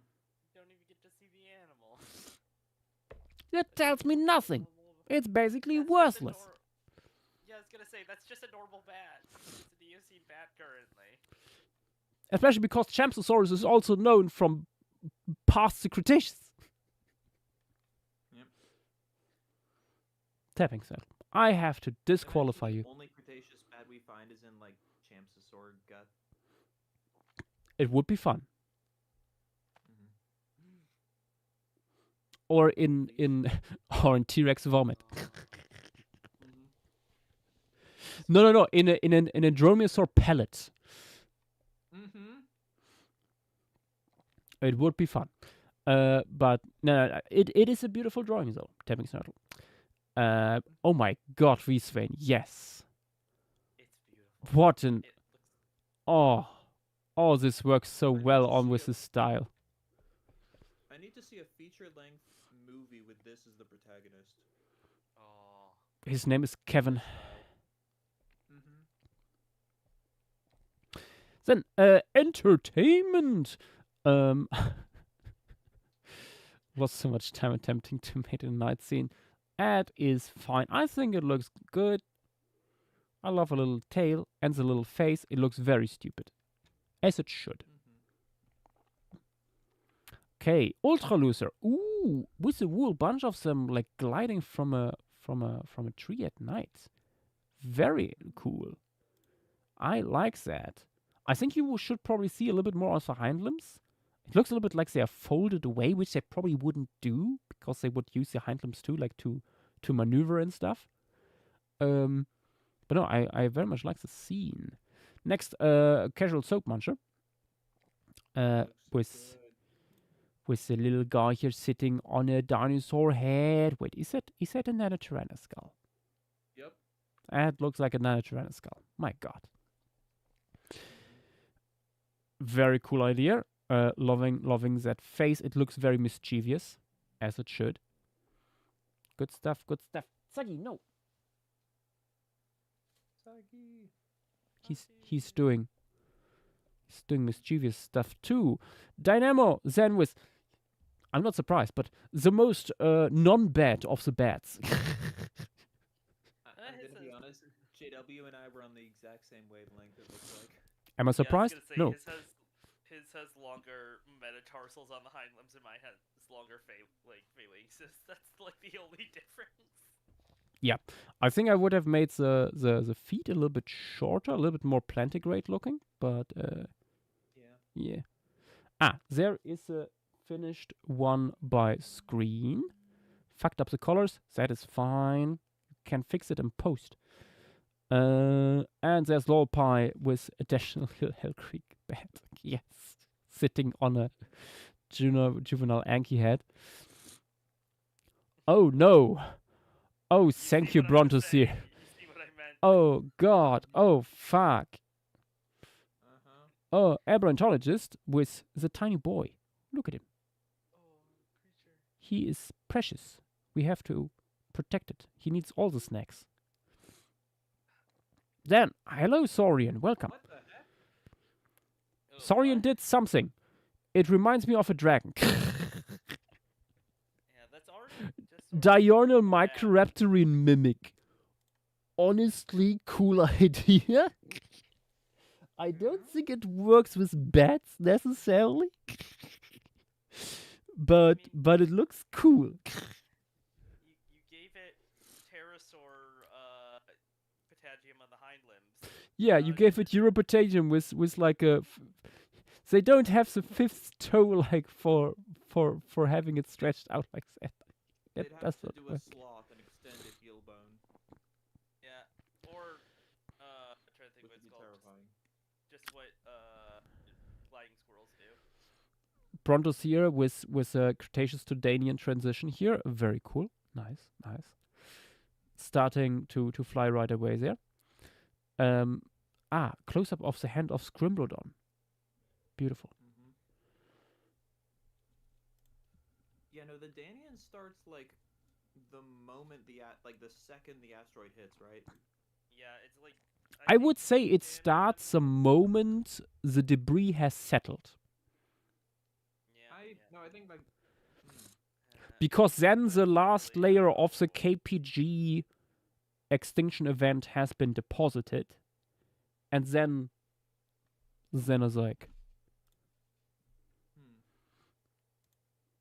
Yeah, no, Danian is the first, like, what would you even call it? Like, age of the Paleogene? Because it's not era, it's not, even like a subsection. It's not Paleocene. you know, it's the first chunk of the Paleocene. Yeah, it's a stage. Oh, hey, I forgot about that Torta drawing. Nice. I see Vidax is in chat too. Good. Wait, where's Videx? Wait, Videx, why are you raising your hand? This is a drawing stream. Maybe he wants to draw a giant radiodons. Ooh, true. Lingen. It's an age or a stage depending on Who you ask. if you look at by rock layers or if you look at by time. Oh, okay. Time is age, stage is rock layers. Yeah, okay. Yeah. Is it though? Fuck. Ooh. I would go with stage No, usually it's- because it's- I associate it is. stage with smaller It is. slice of time. Age and stage are the same thing. Yeah. Uh, I just vibes Paleocene, wise Eocene. like stage more. I just want to say Paleocene, Eocene, Oligocene. That's the equivalent of like early late middle Jurassic, basically. Those are the same equivalents. They just had names in the Cenozoic. Besides like early, it's similar how like you have Mississippian and like what the fuck is it called? Pennsylvanian? Pennsylvanian in the Carboniferous. You don't have early and late. Yeah.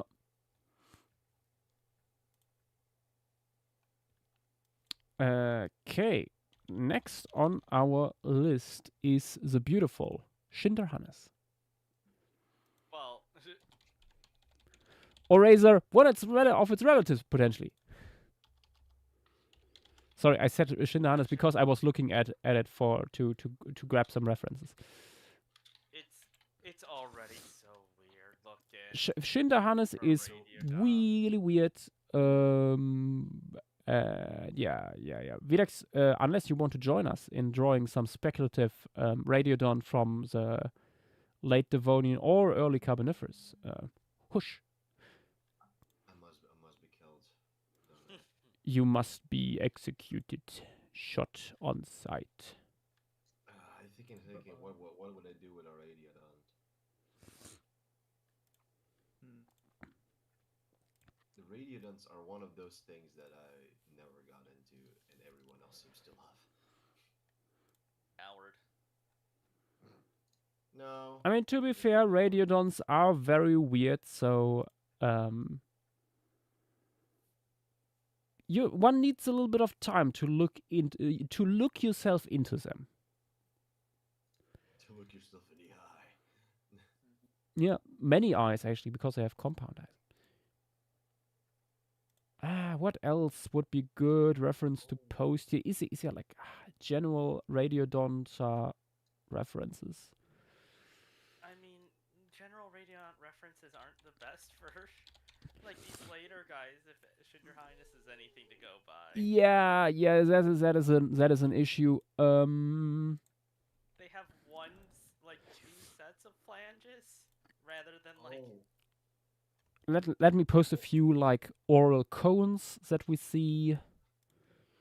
This is what these animals are named after, by the way. The Radiodonta, the radial teeth that form this oral that cone. makes sense. That's where the name stems from. And Schinderhannes from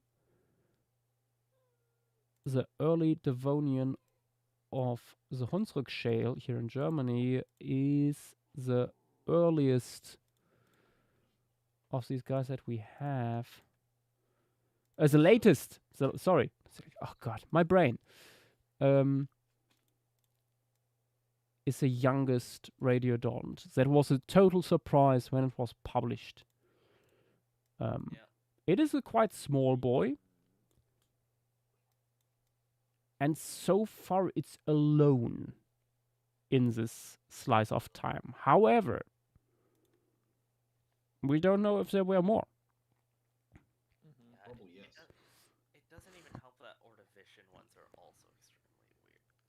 So, Yeah. Like, There's no.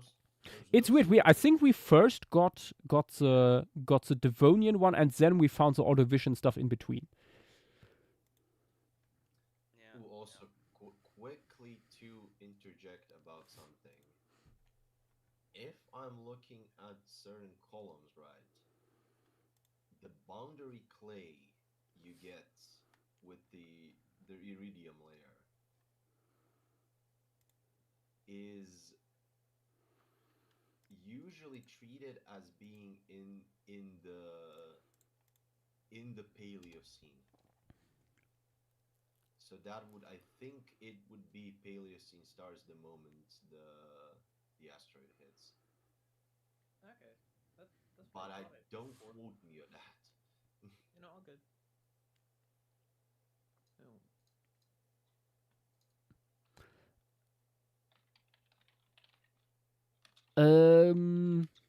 Oh, entertainment. Why was it named after a German outlaw? Schinderhannes. Yeah, that is the name of like a local infamous criminal from the Hunsrück region. I'm not quite sure what the thought process was when they named Schinderhannes that. I guess like thief, predator, like that came together or something. Or maybe I think the guy evaded the law for a long time, so this being a late surviving guy, that had something to do with that. I'm not sure. Yeah. I'm looking into it. But yeah. So what's the task? Another one of these guys, basically. Yeah, but Yeah, from, but different even and later. even younger. Even younger, yeah. Oh god. I'm gonna make him a Ray.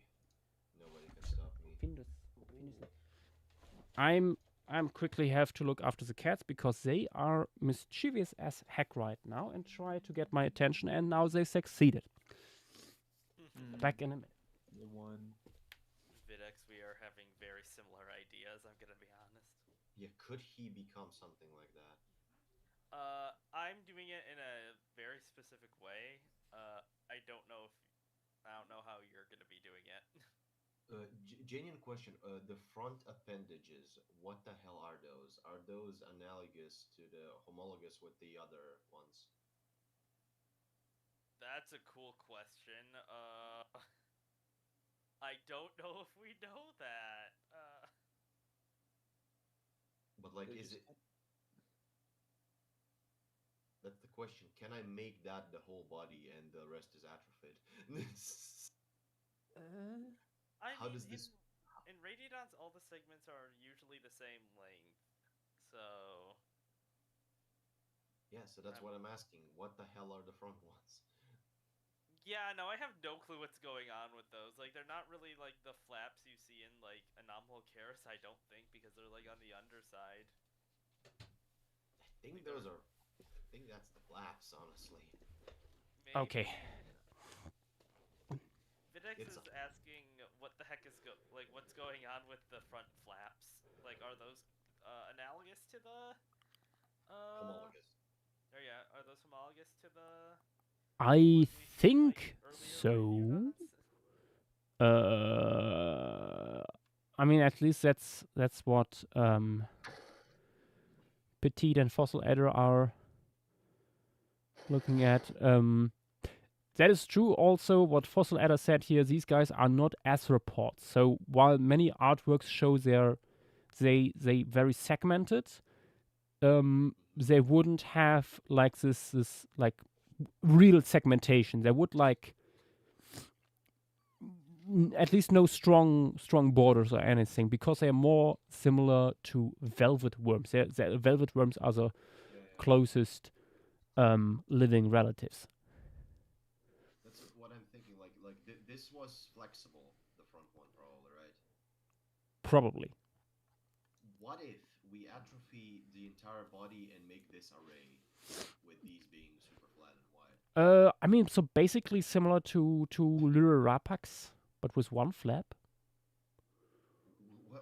Which one? Lurarapax is when you scroll up in stream materials and look at the compilation there, the Yeah. lower the little pink one. Oh, lower left one. Oh. Yeah, lower left one. Yeah, just that, but more extreme. Yeah, but that but more extreme. It's just the front ones. Yeah. Brother is array. I mean, it could work in there. I mean, ridiculous, but honestly, not that far fetched. If it could do that. This one might be me doing like a few sketches. Yeah, no, you can. Also considering just like how much Radiodons did, as we have seen in recent years, you can play a lot here with stuff.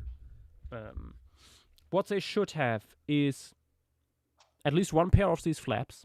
If we go off Schinderhannes, although we should say like it could be a relative of Schinderhannes, but we don't know if Schinderhannes was the last part of the last lineage, or is there where like other lineages it also made it across?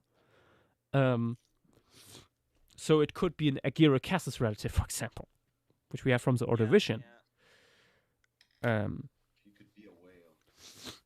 It should probably have like tail fins, like something slightly fluke-like. It should have at least 2 eyes, compound eyes, maybe a third eye at the front of the, on top of the head. There are these lateral plates on the head in front of the eyes, the P element, or lateral scleroid, and there are 2 appendages in all radiodons, which are used for various kinds of prey or food acquisition. And then, of course, the radiodont name-giving feature, the oral cone. But everything else is basically do what you like. This is maybe the most open prompt for this stream. The P element. Yes. The P element, yes. Can he be? Many people have one. Many people say this. What a weird little guy, honestly. Radiants in general are just super weird.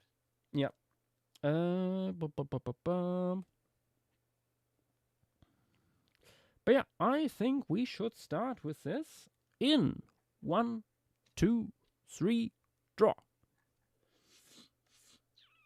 I'm gonna make it quite simple, honestly, but just so I can Yeah. sacrifices I must make. Yeah. This wasn't honestly like I was the one who suggested this. This was not my first plan for what to suggest. My original one was gonna be 1 meter long Gladiopycnodid. Ooh. Honestly, would have been fire too. But that's so like that would be so hard to preserve. More importantly, most people wouldn't have recognized the name on the poll. Yeah, also that. I want to do something that people could actually recognize. So, what are the? I'm trying to figure out what's what here on the guy.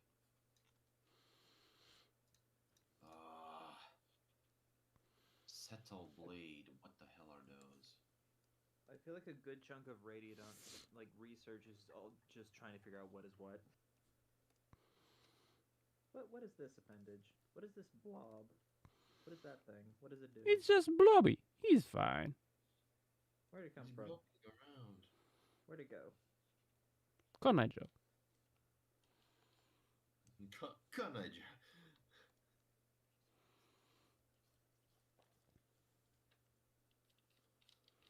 Not as extreme as I wanted it. I'm making it more extreme. One of these Radiodon extremists. The Radiant extremist. One of the worst.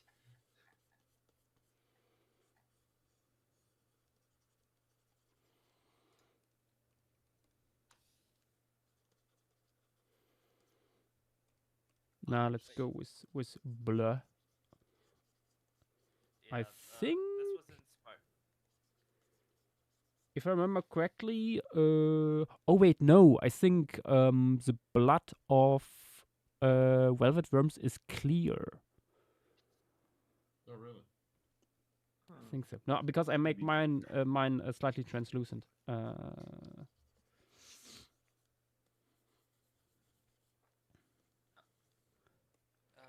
this one, the suggestion was inspired by the fact that we somehow keep on finding Cambrian faunas, in like Mazon.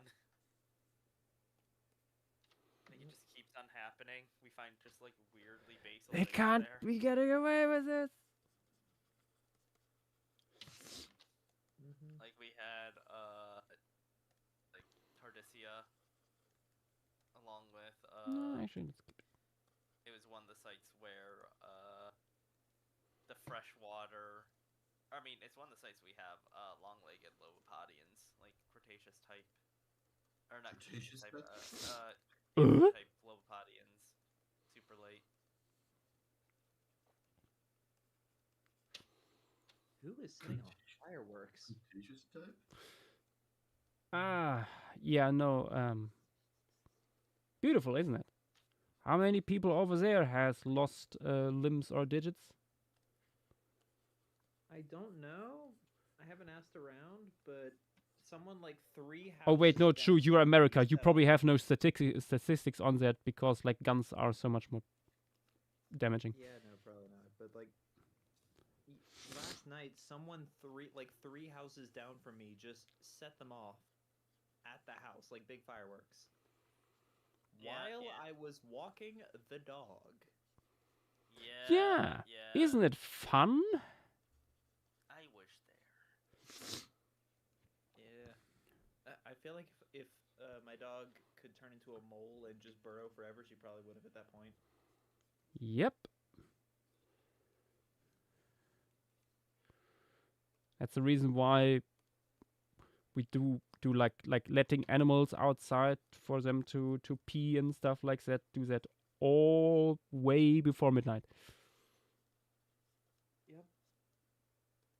But even then, it's like, What about 7 p.m. on January 1st? yeah. Or weeks later, suddenly a whole battery going off in your neighborhood. You know, like every year, the next day you are looking at the news to see how many lost limbs and digits all their life this year because of being stupid.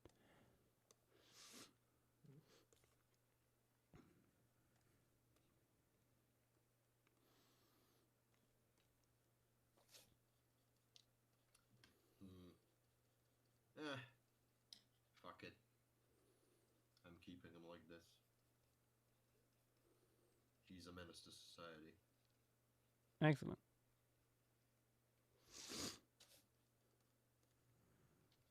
As it should be. I'm trying to just put later Eurypterids into a funhouse mirror right now.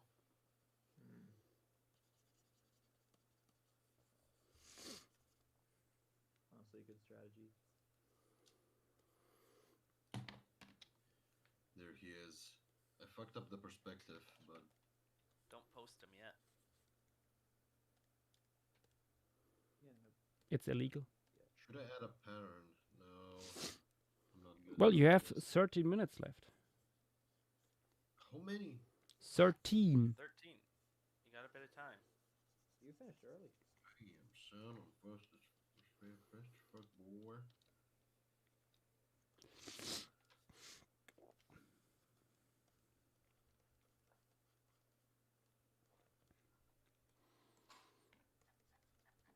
I love not knowing what the hell I'm looking at.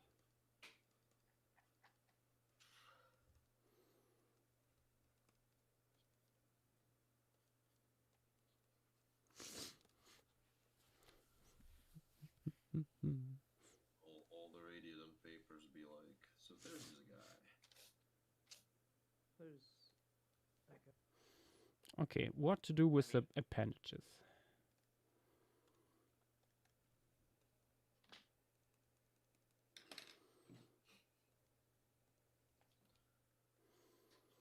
What drawing is this? Second or third or what? Third. Third. Yeah, it's the third. Oh my One. gosh. He's ready. Me and Yash had similar ideas.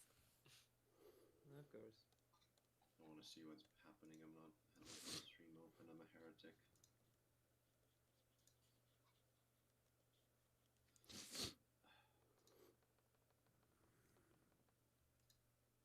Oh god. Oh god, I opened the stream. Oh, what the heck? That's Mr. pretty- Airplane. Yeah, I mean, that's pretty much how I was trying to make it into a ray. Yash, it's beautiful. I Oh, you're doing something. Oh, that's good. I'm turning it into Aculamna. Dang.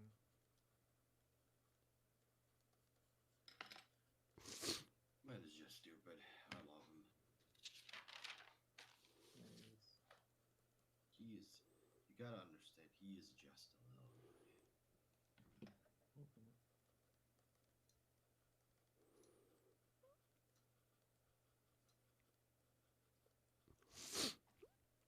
The fish part of my brain said, but what if gill rakers? What if? Thankfully, I don't have a fish part of my brain.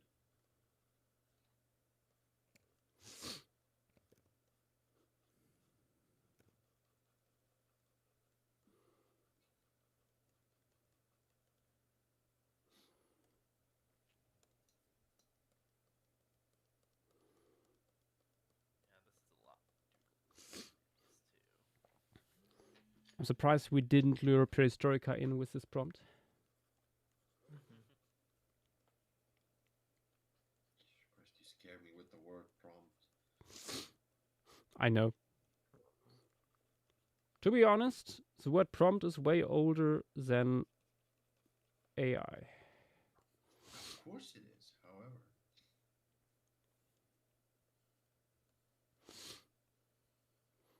Honestly, the first thing my mind jumped to was like a month-long art project prompt, which I've seen many of. straight up.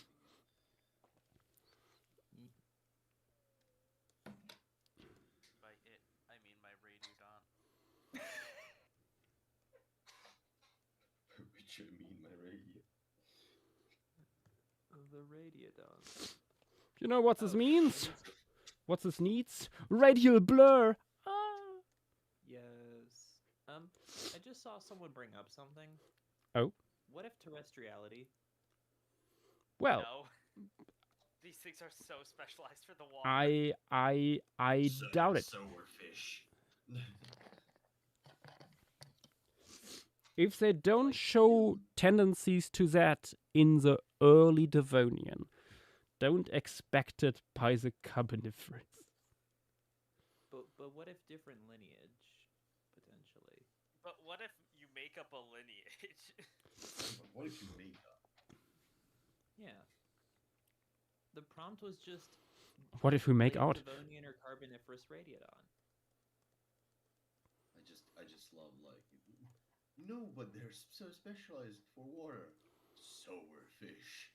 No, And now but we but, pay- but both lineages of lobe-finned fish still have lungs, so there was something there. They were interacting with terrestrial space. yeah, so- that. Yeah. I know. I'm just saying. So were fish. Yeah. yeah, they're If you really think about it, like really hard, like it breaks your brain and you just ignore reality. Don't worry about it.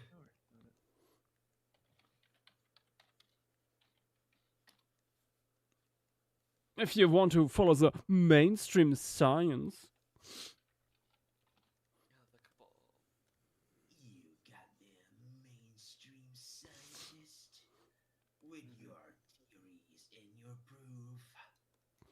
Can you tell me that Tiktaalik wasn't a member of the Illuminati cult? Sorry, what? You okay there? No. Valid.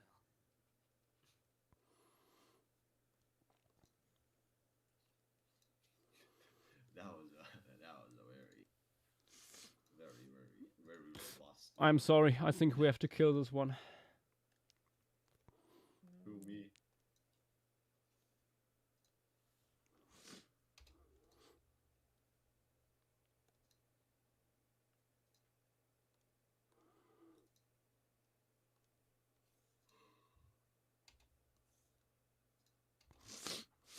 Okay.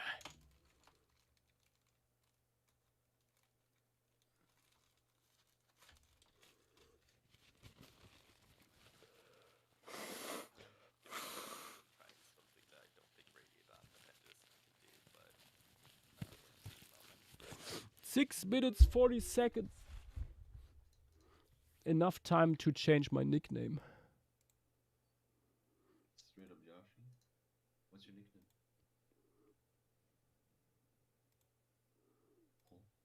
Well, in the moment it's Palpus Dream. Stream. However. Also, we posted stream materials, right? Yeah. Yep.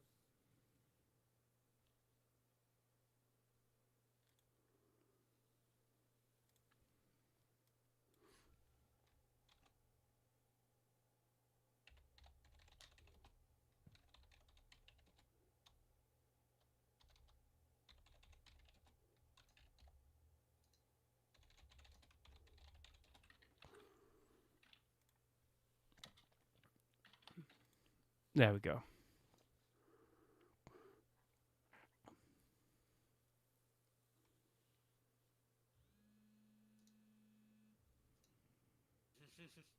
True. What? Huh? Yosh is very sniffly right now.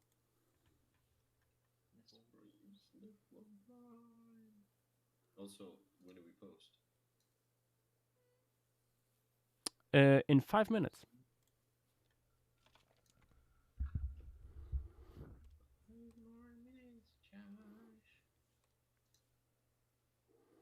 Yosh, remember had the the lines on the front of the appendage, like the sort of diagonal lines. I forget what they're called.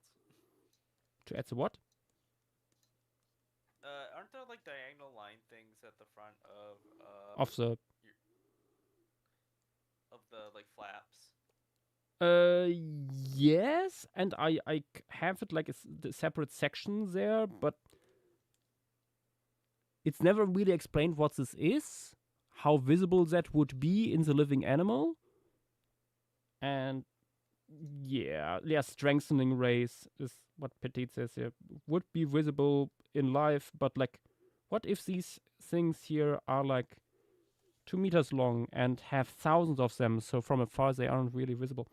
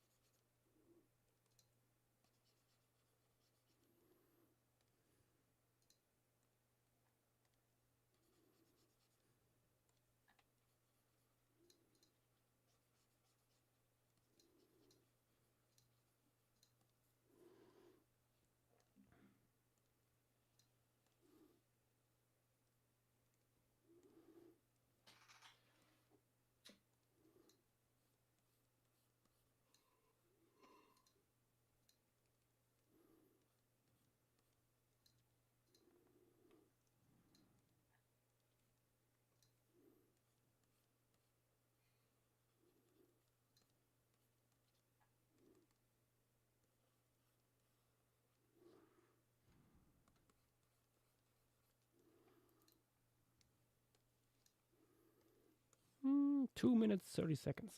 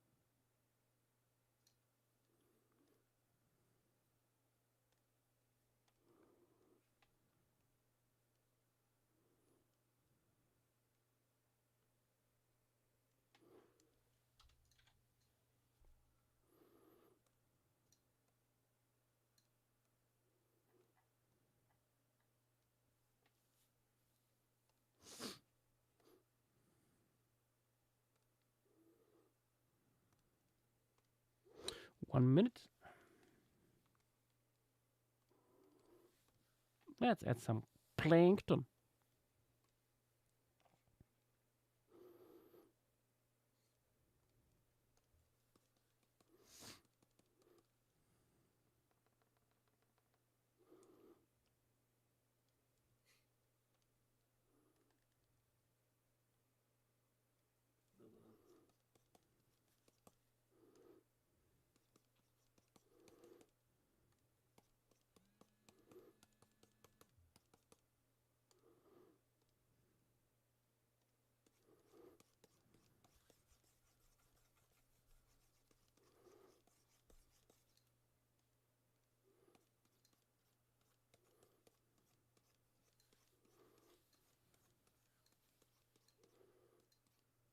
I did 4 little sketches, Nice. or 4 little concepts.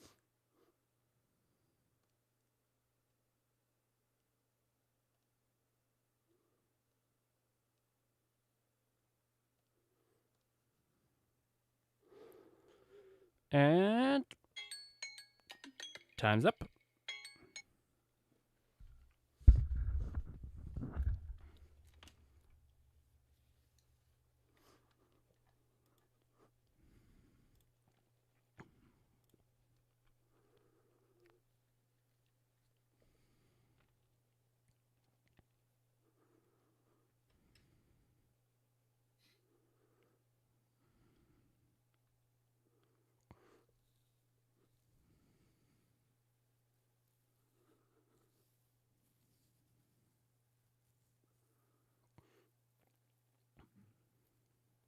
I'm really excited to see what people did with this prompt.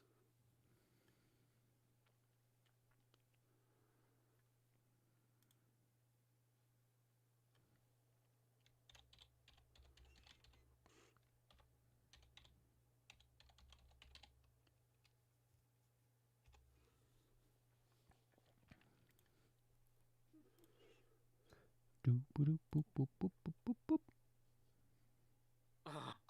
Oh my gosh. That's beautiful. There's so many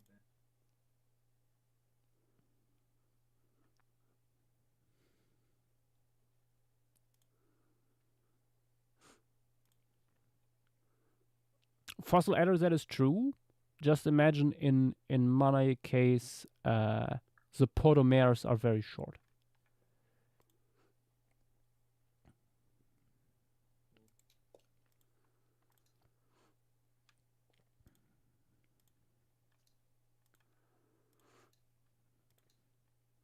Did I? No, I did not post the protobed yet. Oop.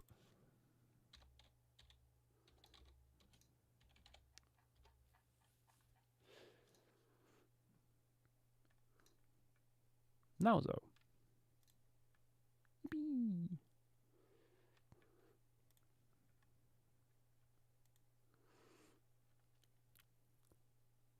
Bloop, bloop, bloop, bloop, bloop, bloop, bloop, bloop, bloop.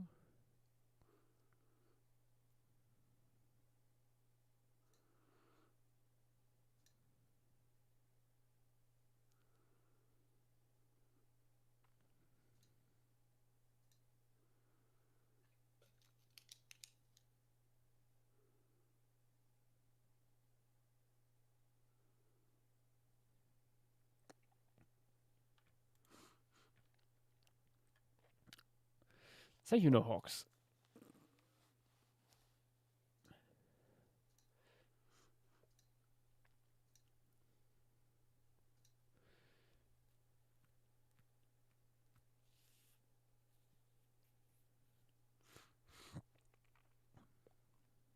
Oh my gosh, I didn't realize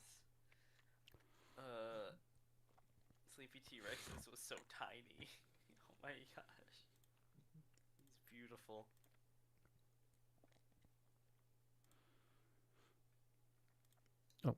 I should enable this again. Bloop, bloop, bloop. Also, hi Dilo in chat. Hi, Dilo.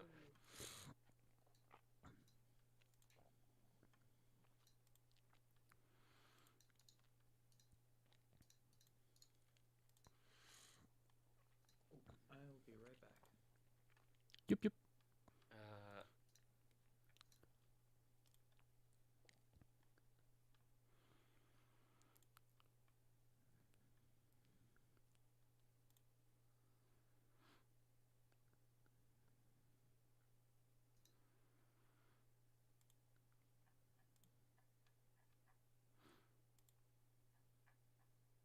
Uh, Ooh. Fossil Adder, how do you feel about my horrible creatures? I don't know Radiodons very well.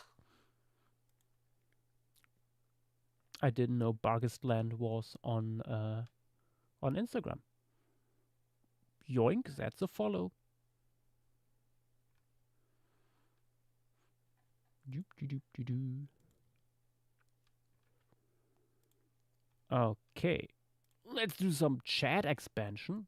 Let's see what people came up with for a late Devonian, early Carboniferous Radiodont. Probably mostly based on Shinranes. But who knows what people did? Starting with a featherless biped, also known as Vidax. Look at this goober. I imagine it being like 1.5 centimeters long. Yes. Yeah, it's like the ray-like placoderms that are way tinier than you'd assume. Yeah, it's like, it reminds me of the butterfly animal. What's its name? Papilio. Yeah.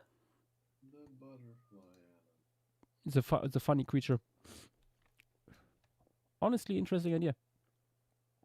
I could see it.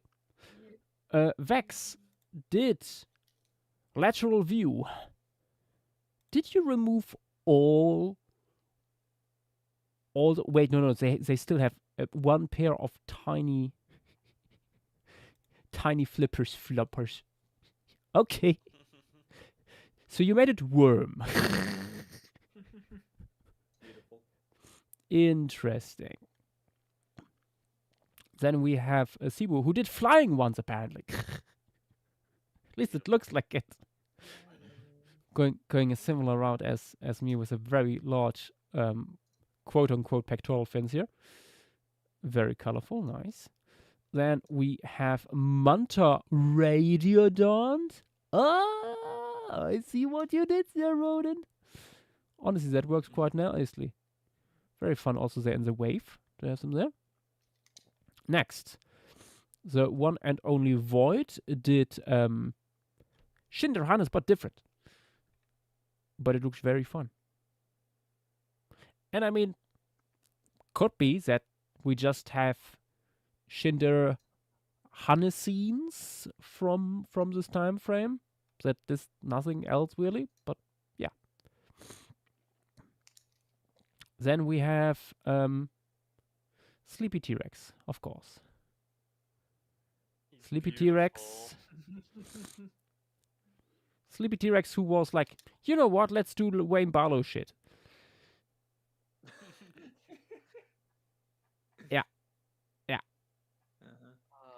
You should have made the appendages the feet. Yeah, honestly, no, this should be a hand walker. But also still feet with them. What stupid little creatures. Okay, next. Yiki, Ichi, I mean, hello there, with a bunch of little guys. Little green gooby woobies. That appear to be tiny. They look very cute. I like that they can fold their appendages so tightly that they shape part of the overall structure. Very nice. Then we have Dynamo. I was honestly thinking, you know what? Maybe we already have late surviving Radiodons. They just look so similar to another class that we already have that we didn't recognize them yet. Like a horseshoe crab or trilobite, you know? Yeah. Very fun. I guess I saw that's some an of the other versions of Agirocassus hordid relative. With a big head shield. Yeah, it's so good. It's With a peak. little sediment plow there. Very fun. Saurian. What the heck are you talking about? You killed some. You killed some for breakfast. They're dead. You How do- killed them for breakfast? How do velvet worms taste? A succulent radiodont meal. Julius, tastes like shrimp? Debatable. How has anyone guy- ever tried how velvet worms taste? I'm looking that up. Please do. Velociraptor with more little Schinder Hennesseens. With little here frilled or spiny edges on their flippery fluppies. Nice.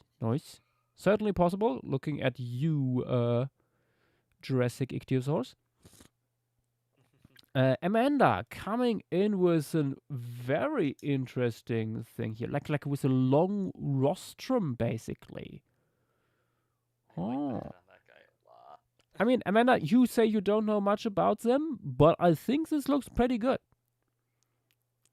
I could see like Radiodons modifying their head in that way. Like Radiodons have already done very weird things with their body plan, with just taking the basics and modifying that stuff. So yeah, why not? Also like the red flipper tips. Then we have the cookie cutter shrimp by Average Bear here. Another Schinderhannes relative that goes after skin and flesh of fish and so on. Interesting idea. And we have several entries here by Dino Boy. More like two that are more like one that is more like a Schinderhannes thing. We have a bigger Agir Cassine, and this guy here with a dragonfly thing going on. That looks like it's a Lyra Rapax relative, I would say. Very fun idea. Ooh, V-Swain also going with these winglets on the pectorals here, but a very different build otherwise from mine. I really like this. This is very fun colors and stuff, and interesting shapes. Very cool. And we have JW with so many different versions. Oh my god, is that a digging one? Yes. Oh my god. They're all so good. Big suspension feeder digging one. Wait, the digging one. You just made a crate dragon. In a way, it's a little bit like a digging mantis shrimp, a little bit. I also Yeah. gave you an ammonite specialist. I was about to say that one there is going after ammonites. Oh boy. Next we have Anteriano with also two ideas here. One is really short, also interesting. Like really shrinking down and concentrating the whole body plan. Fun idea. One here also with a dorsal fin. Fascinating idea. Yeah. Radiodon but turtle. Yeah, I mean, yeah. I see Im Cypress went a similar route here. This gives off like turtle vibes a lot. Very fun with little appendages here and big eyes. Interesting. Seats. It's going with, oh my god, it's going onto land. Oh shit. Or wait, I actually no? think that Is this it? is a flooded forest because I see it going after Oh, fish. true. Yeah. Yeah, no. I see the fish. The perspective is just a little not quite there. Yeah. But no, that's a I fun mean- idea. I think it's unlikely that they would ever venture into fresh water. Then again, we have mean, no we evidence have against it. The Lobopodian from last year. I'm gonna be honest. I don't think it's impossible. That is true. But then again, we have also other lineages. I mean, Lobopodians and Radiodons. Yes, when you look on a phylogeny, they are relatively close together. But then again, they are so far apart. still, it's yeah, I don't know. Hard to tell. Next, tapping Snurtle with this little snooper. Look at him. Look at him go. I love his big little nose and the big eyes and the back here that looks a little bit like antlers. Very fun. Going after tons of tiny fish probably, by the looks of it, or little shrimp. Nice. Then we have Mr. Cloverly. What is happening here? Looks like you're going for like a pseudo jaw like thingy. I'm not quite sure what's going on, but looks very interesting. I like the appendage shape. Yeah, that is very creative. Absolutely. Like it seems like they're almost closing like inwards. Yeah. The appendage got rotated a little bit. Yeah. Interesting. Hussein brings us something that he calls an Radiodon chair. I'm sorry, Hussein, I have to disqualify you. That's clearly a Radiodon table. Shaking my head. God damn. Stool at best. Or bed frame. Lolpai brings us Radiodon Miku. Shows us to Petite, not to me. I can't say anything on this. And then Cera. Cera coming in with a fascinating idea, honestly. Radiodon like camouflage or taking a shape very similar to a contemporary fish. Very cool idea. It reminds me of some jawless fish. Yeah. Like with that head shape. Yeah, and then having the appendages under the head, like in a way that they would like probably be like bottom feeders, like waving particles into their mouths and stuff. Interesting idea. I like that. Yeah. Brontos here coming in with another guy. You're going for like a mix of Agero Cassine and Schinderhannes, I see. Very cool. Also, probably not a filter feeder by the looks of it. I love blimps. I love blimps. Just like mulch. Seabed Trawler by Casual Soap Muncher here. Very fun indeed. Interesting head shape here. It has slight insect vibes to it. The way you made it. Fun stuff. Ooh, next. A ghostly white Radiodont by Petite. That is very fun looking. Nice. Look at him go. Beautiful. Then Aberrantologist with Be Not Afraid. Oh so boy. good. It gives off insect larvae vibes. Yeah. Noise. And then, Ultra Loser with an Anomalo Carrot. Going for some prey that is not yet in the image. Benthic Ambush Predator. Interesting idea, like with the appendages rotated so that they would go upwards. Very fun idea. Question would be if Anomalocaris would be still around at this point, because I think we lose them already, like at the end of the Carboniferous, at the end of the Cambrian. But yeah, no, this is a cool dude. Vertical retrace. Hello there. I think first time flocking. Oh, so you actually say that here. And first time doing Spec Evo. I think you did pretty good, honestly. I like the vaguely shark-like shape you gave it. Very nice. And the angular body plan, although it looks a little bit too segmented, maybe. for my taste. But maybe these are like weird cetal plates. Who can tell? Also slightly stylized, so it's fine. It's good. Very cool.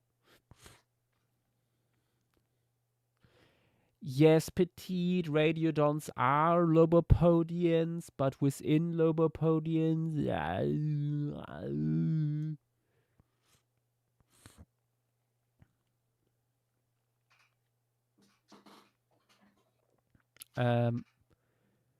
Mr. Cloverly, I will not comment.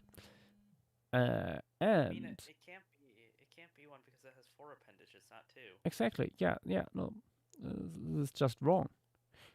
Also, Cookie Cutter Shrimp 2.0 being done here by Average Bear. Nice. Decrease chat.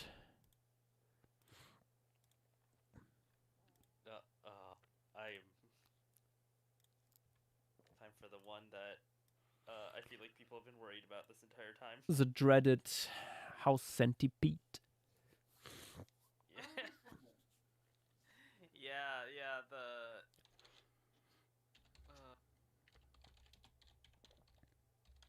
the like 2-meter long house centipede.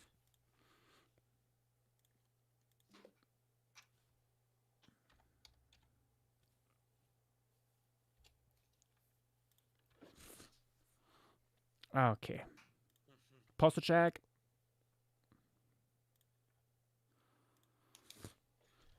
And on that note, I think I'm going to go to eat.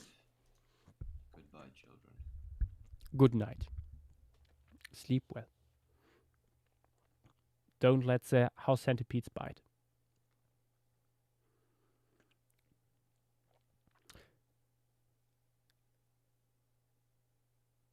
Yeah, fossil adder and no hawks are on it with the references.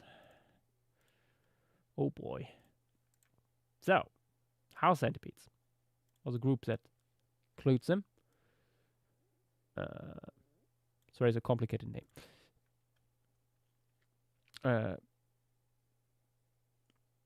Scutigoromorpha. Yes. They have been around for long ass time, but usually are rather small. Yeah. And our very own Nick asked the question, what if at some point they weren't? And I don't know when this would be. Probably Carboniferous.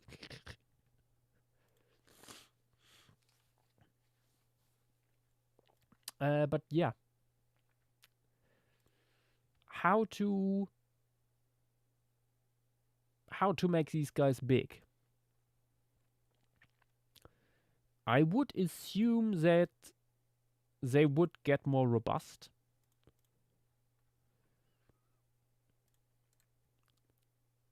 And probably get more segments. Yeah.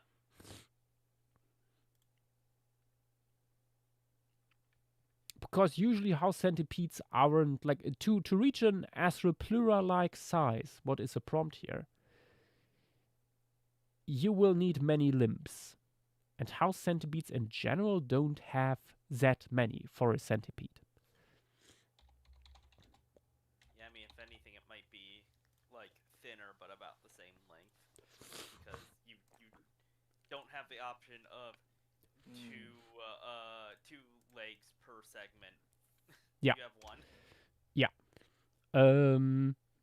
For people who are not aware, house centipedes look like this nowadays. Usually, very very long legs.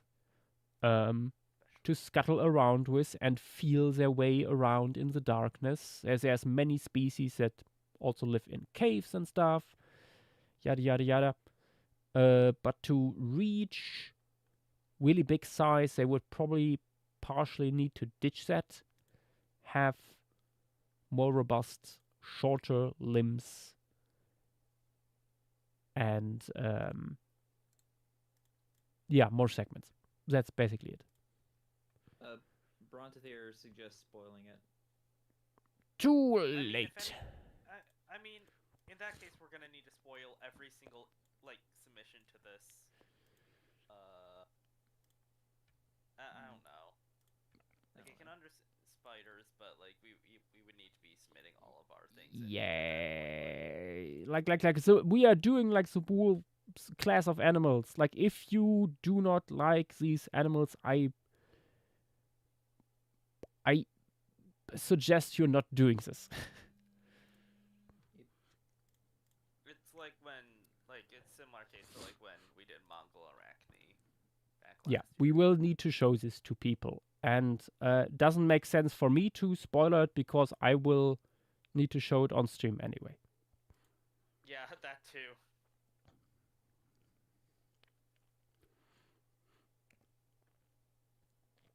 Yeah, there isn't that much I can say on these guys in general. Also, like I appreciate all the like references posted for like close-ups of jaws and facial structure and everything, but I don't think that will do that much. Like this is a modern day house centipede. This is like extinct part of this group. What I Nohawks posted here. feel like it's good to use the jaws and stuff like that. I feel like head anatomy is good to look at. It's good to look at, but also because we will need to make the animal probably quite a bit longer, so many more legs and stuff, the head gets proportionally smaller and smaller. Unless you choose a Oh, yeah. perspective where it is in the foreground. So, yeah. What was the exact wording of this prompt? Arthroplura sized house centipede. Yep. I like this. There is no room for like going around it. Yeah, no, definitely not. Like that's. Yeah. Well.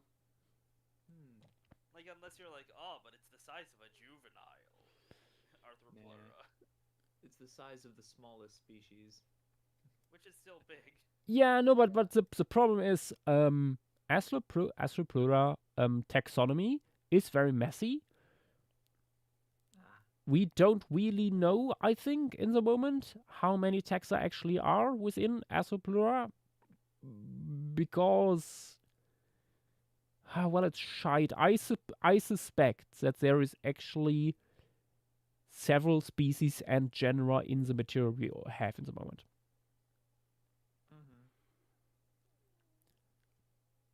Oops, But- the good head thing is no longer an Arthroplura. I mean, it's hard to say, really. But I know that that it's been a long time since anyone really tried to have a big taxonomic revision of the whole thing. I mean, that's the case with most, if not all, famous fossil animals. Yeah, but at the same time, we have a lot of material now, but also a lot of it is exuviae and all that stuff. So hard to say. But also the animal is very wide ranging, geographically and temporally. Yeah, it's really hard to say. I cannot imagine that all of that material that we have is all Astroplura armata. I find that unlikely.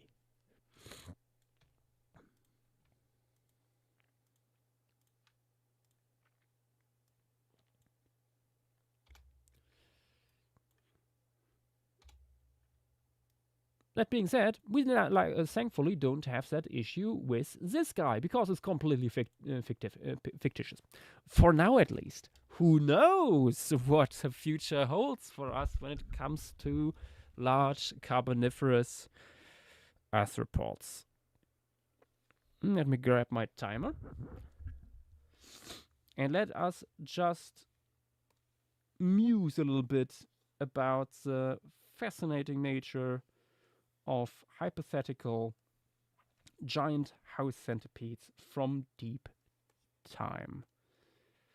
Everybody on to the pencils.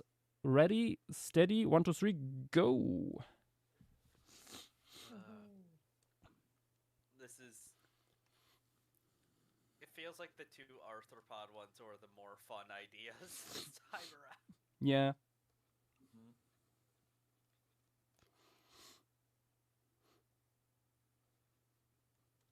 Because otherwise, it's just like the two most famous gaps in the fossil record outside of like ichthyosaurs. Yep. Somewhat.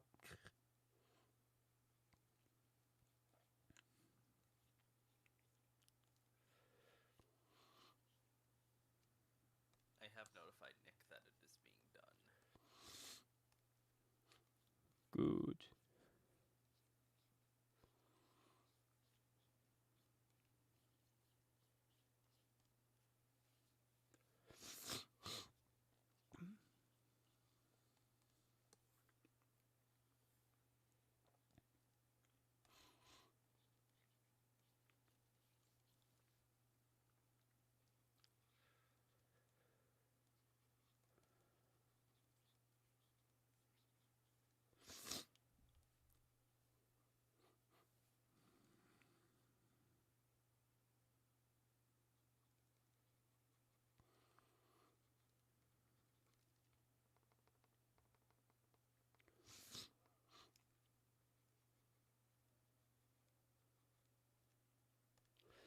I feel like this guy would most likely just be like a scavenger during like especially dry seasons.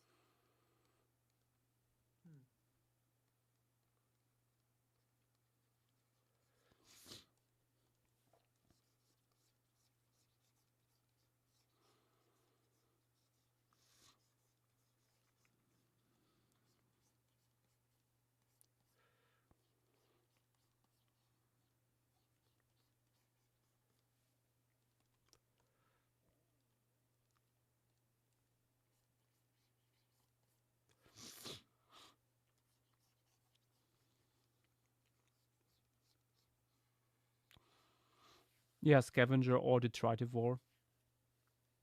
Yeah. Like this guy would not be the apex predator or anything. I doubt.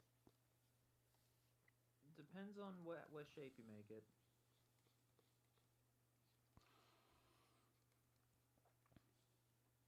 What kind of appendages you give it. Yeah. I mean, who knows? Maybe really large house centipedes were a thing in the early Carboniferous before other stuff took over. The first terrestrial Yeah. apex. I mean, predator. we have house centipede relatives from rhinocerts. Yeah.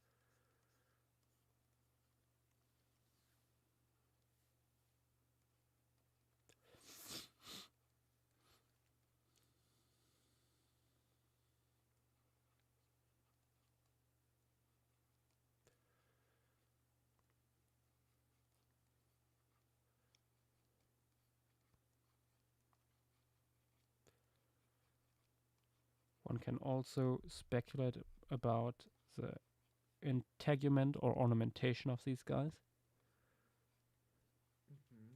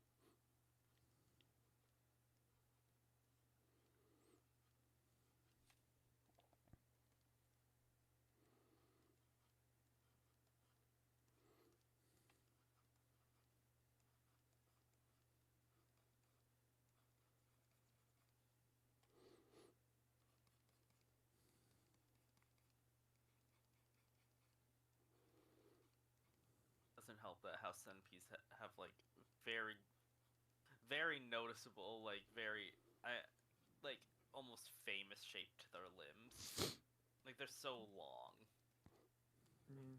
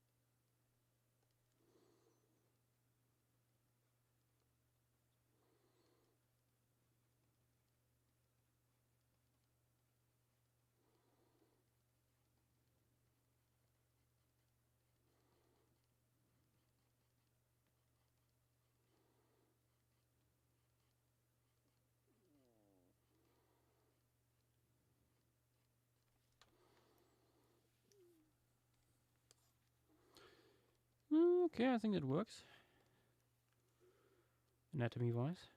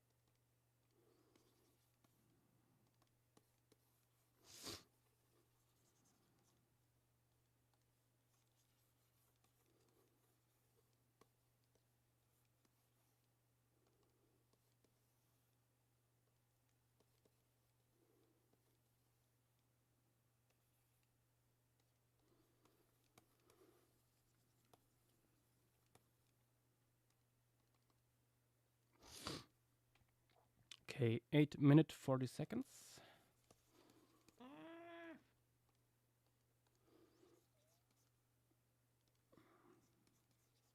I feel like someone else is gonna do what I did.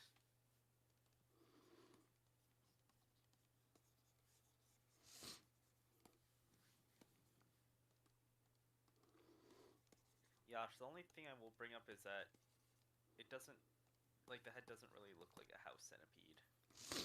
Just sort of looks like the sister group, like the other like major group of centipedes. I mean, I was looking at the extinct one here for Which reference. That that Nohawks posted.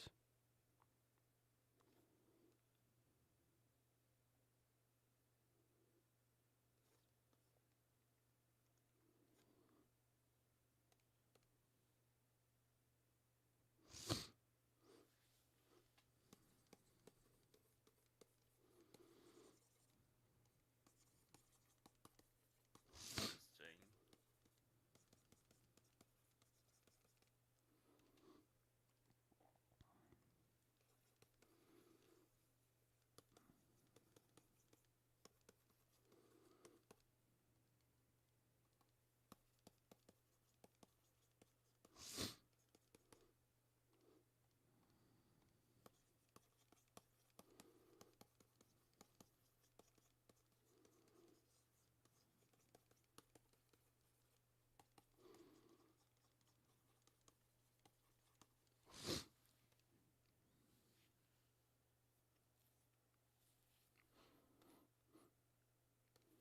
Oh, look, Nohawks posted also like one from Mason Creek that has an interesting dorsal ridge.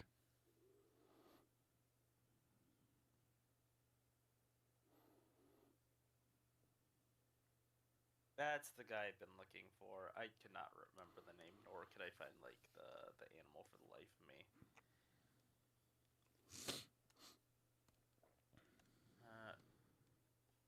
I would not be surprised if it looked a lot more normal, because Maison type preservation can be weird. Because I'm also seeing another specimen that sort of has a dorsal ridge, but it looks normal. It looks like it might be weird preservation to me.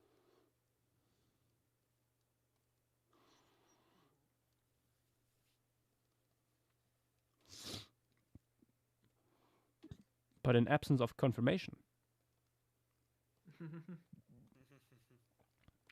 might as well be funny.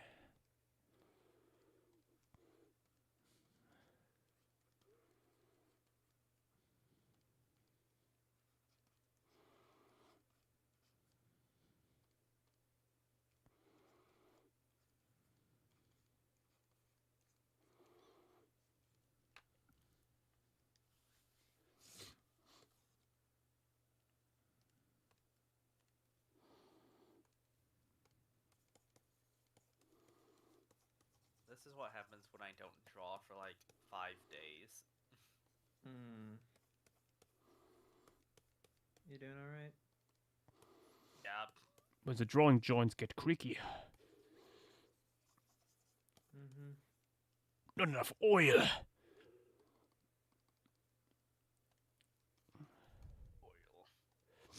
Mm-hmm.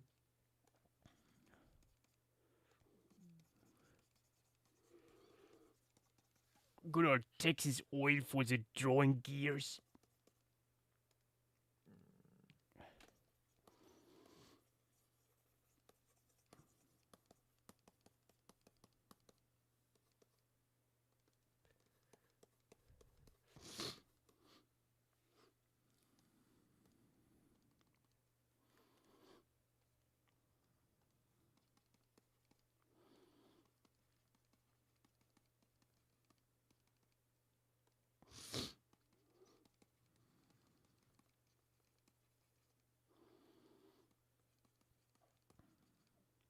How much time do we have? 3 minutes, 50 seconds. You know what? I think I'm good with what I have.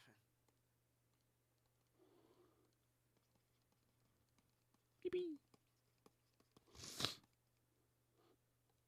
It's like 3 tiny doodles, but it's good enough. 3 tiny dudes.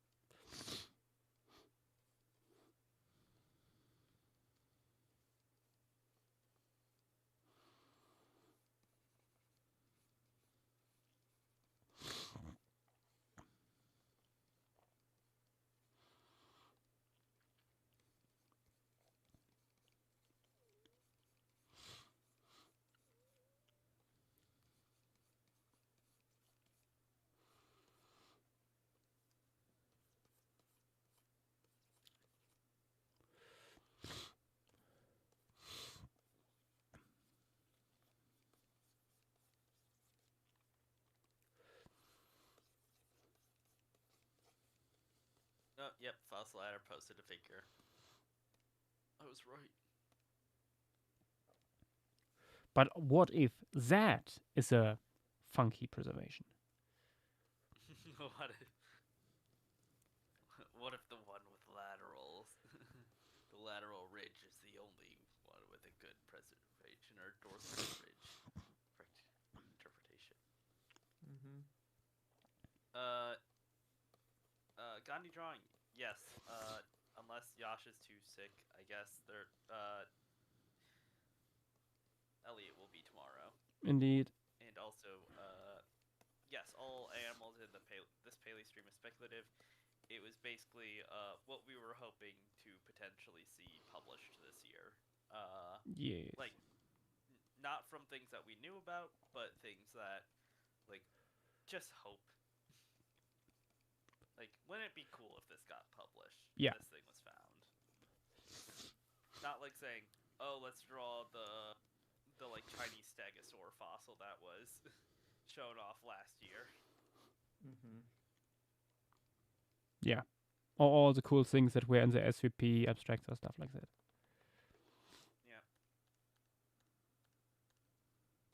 There is a timeline where Nanotyranus being valid could have been on the stream. Mm-hmm.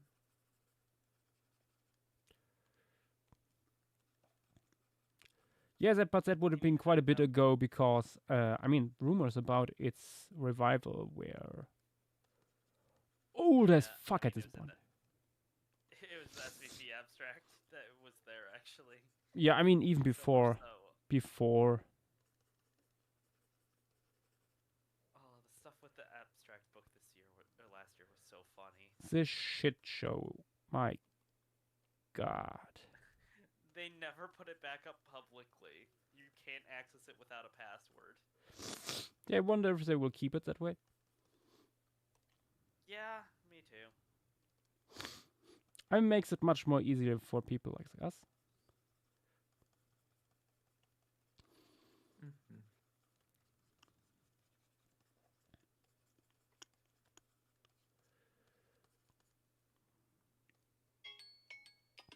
Okay, time's up. I'm not Time to ready. post.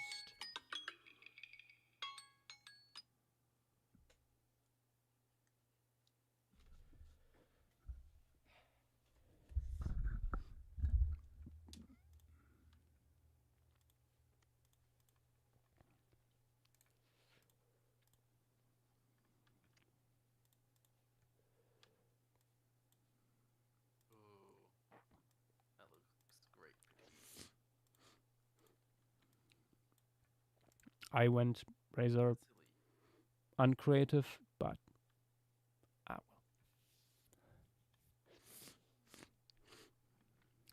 Thank you, Vex, for adding an size comparison there.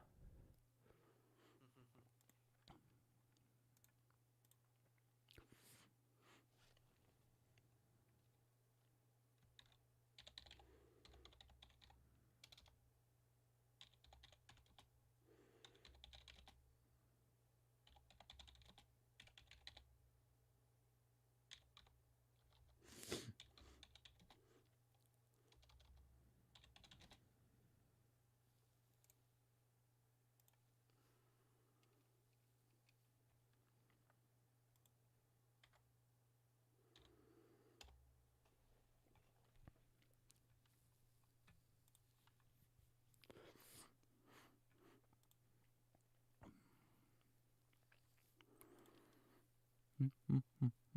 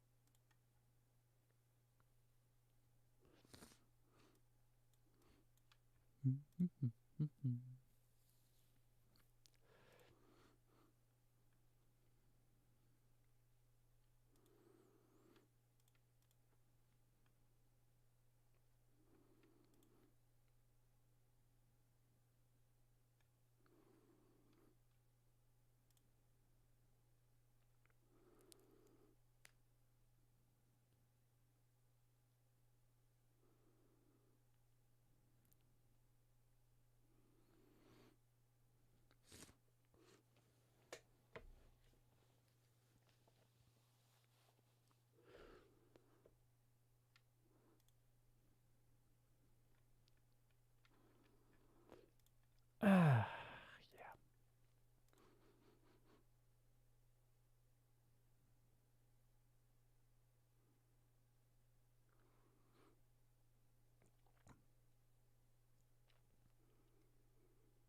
Gandhi drawing, but we already did Cleveland Shale. Unless that means you want to do it yourself. Yeah, I was gonna say. That could be cool. More people should draw. Yes.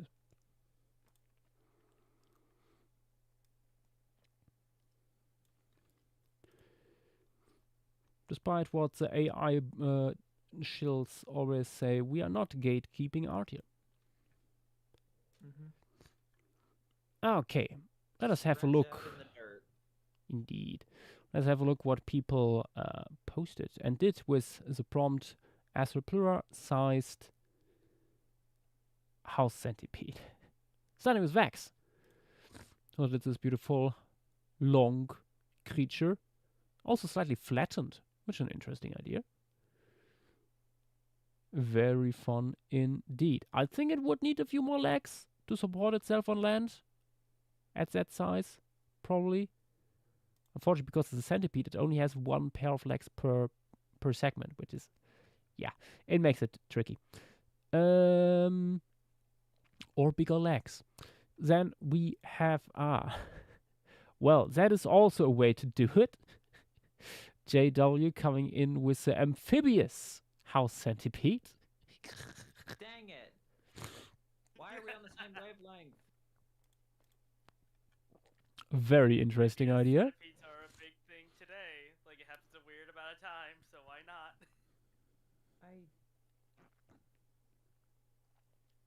Very beautiful. Very powerful. Also very nice petite. And we have Amanda here. with two giant house centipedes under a street light. Showing off to each other, apparently. One of them is flashing. Oh my god! Get the police! Oh boy. And then we have, ooh, rodent going in with not a Xenozoic, but a Xenozoic giant house centipede from Belize. Interesting idea as well. Unlikely, I think, because caves usually do not have enough food. Yes, if something falls in, stuff like that, then for a while there is a lot. But yeah, I mean that's one of the reasons why Skull Island, the whole biome of the canyons full of giant bugs, doesn't work that well. There would be billions of bugs down there, yes, but very few of them would be probably large. Yeah. Too rarely something would provide big amounts of nutrient intakes there. Then we have this very funnily striped one by Cebu. Very cute. Liking the coloration a lot. And Average Bear with not going with a long version, but just isometrically scaled up one. But with thicker legs, I guess. Maybe it's also swimming.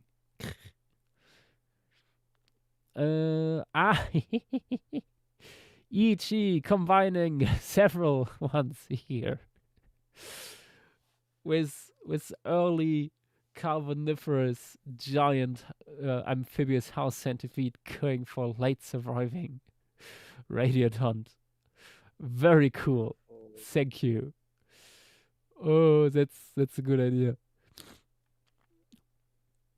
And then we have Sleepy T-Rex with yet another amphibious one, I think. Oh, no, wait. It's eating the spinal fluid of sauropods? Oh, god damn. No. No. You've got more than one limb per segment. Oh, god damn it. That too, yeah. There's like 5 or 6 depending on. Sleepy T-Rex, I will need to disqualify you for that. This is a millipede at best. Bee Wither. That's just what we already have. Seats also doing apparently an aquatic one. My god, I'm surprised how many people went with aquatic. Although it makes sense, like, to do that. And then we have, actually fucking threw it. There he is.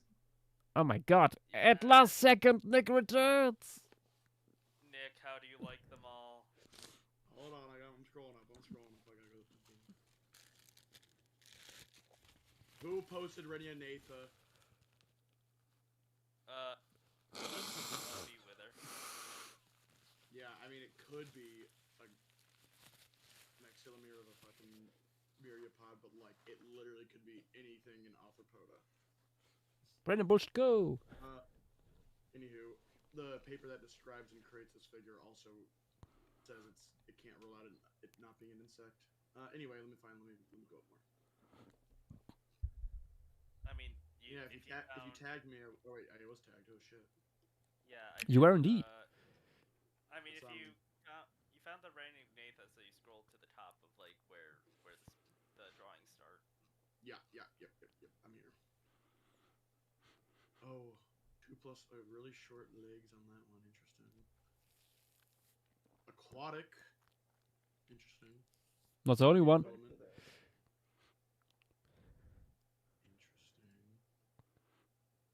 That's a stem.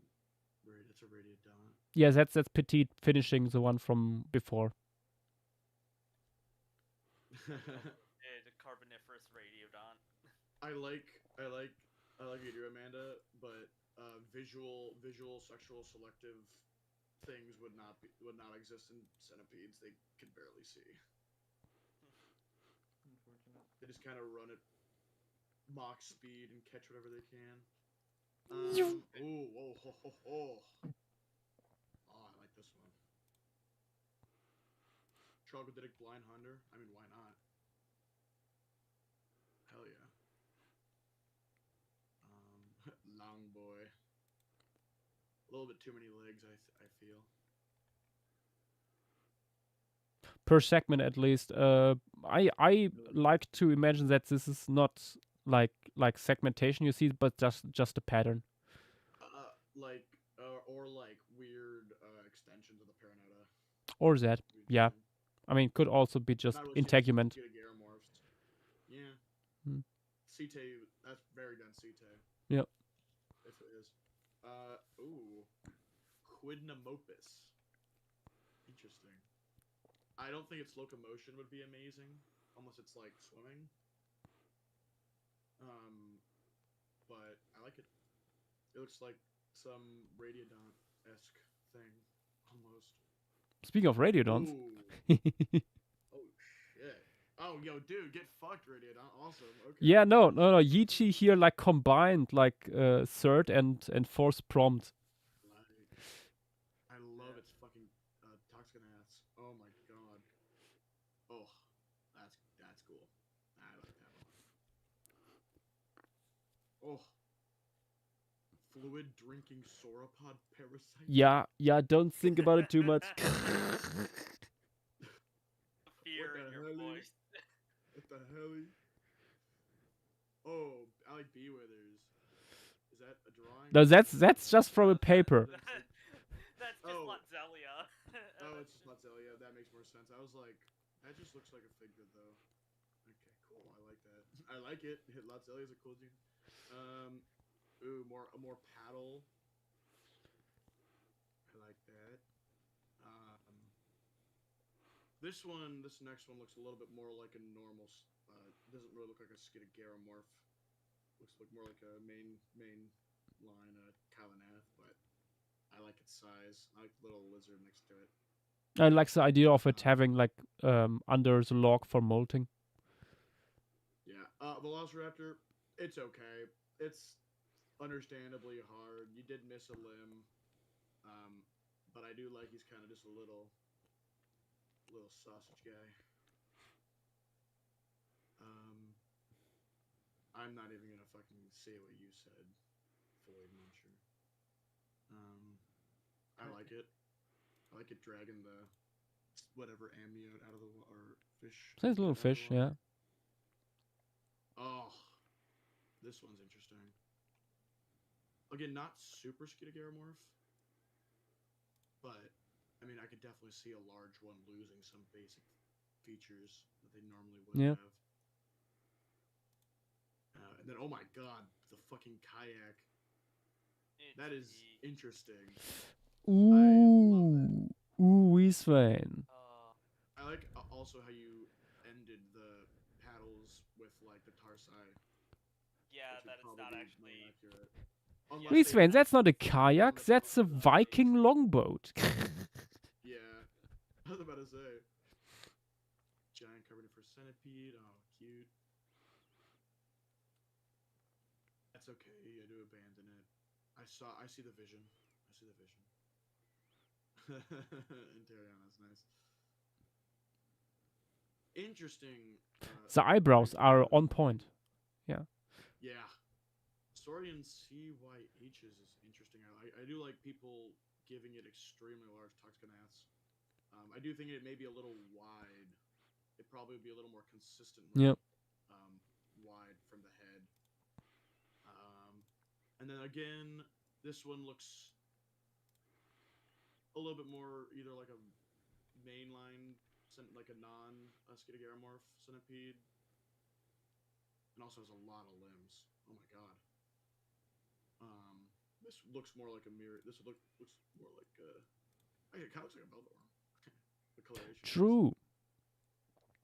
I do like it. I do like it in the environment though, in some like deserty environment in the Cretaceous. Oh, petite. Oh.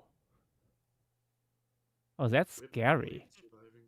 Is that the Radiodon or the? Yeah, no, it's a petite thing. No, this is a house centipede. It's just that petite always like as a title takes the one from the last thing we drew.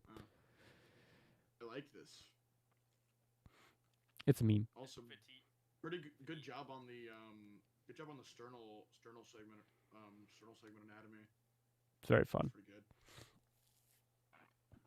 They're probably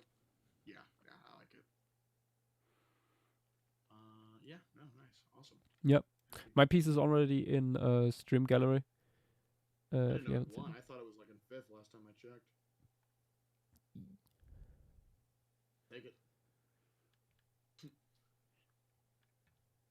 Hell yeah. Good work, guys. This is awesome. So many big Now let's boys. hope it happens this year. So much Also funny kinda little surprised critters. myself, but I had Eddie. Yeah. Okay. And with that, we are at the end of the stream. Oh shoot. All yeah, 4 prompts done. Let me Also, let me One save rainy this. question I have to, Hi, Ness. hello. Nick, how do you feel about Yasha's? Oh, I didn't even Actually, see Yoshi's. You got to see all your opinions, but opinions on all of them. But Yasha's, it's in stream gallery. Yeah. Oh, I love the Devonian Radiodon at the very least. A little bit more of a milk toast. Yeah, it's not very imaginative. But like honestly, I could see it being like this, and also, you probably could have given it larger eyes. I don't know where the eye necessarily is actually on the piece. I don't know if you see them. Unless Here. you blind them. I put them more on the side of the head. Okay. Oh, I see it a little bit. I see a little bit of the light reflecting off of it. Yeah, nice. Yeah. Yeah. I looked less at modern day ones, but more at a Devonian one that Nohax posted earlier. The Intro something. Yeah. Let me. I know its name translates to only legs. I know Awesome. I've met the person who described it. Described the entire. Devoniobus. Yeah, This one. Oh, I'm thinking of the other. What's its fucking name? I wouldn't be surprised if Sheer did also Persolium. describe that one though. Yeah. Sheer has described a lot of stuff. Oh, B-Wizard actually also did a version. Oh, look at that. Sheer did describe Devonibus. Of course he did. Any Kylopod fucking ever, basically. Yep. In the last like 40 years is likely described by him. No, Antriano, please people remind me of this. If I don't do this, we should do this again next year. Yep. Yeah. I was a bit late, but I did post my centipede. Oh, where is it? Did I miss it? Tapping Snurtle posted all their stuff. Oh, there. Oh my god. Is it going up after like something Triassic? No, It's African Sebekassu kid. it got Oh my- spooked by a big Oh god, I swamp. just see the title. Oh. No, it's a friendly little swamp guy. It just got spooked by the big land croc. Where did you post it? I don't. It's in Right, stream scroll materials. You past just all, have to scroll up a little bit because people posting all their compilations now. Right after Petites.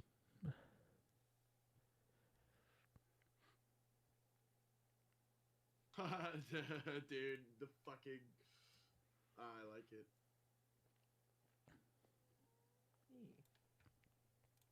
But yeah, I should draw one of these at some point. you I like should. that. Should. It's your prompt. It is my prompt, and I didn't miss it. Well, I'm glad you made it for the showcase.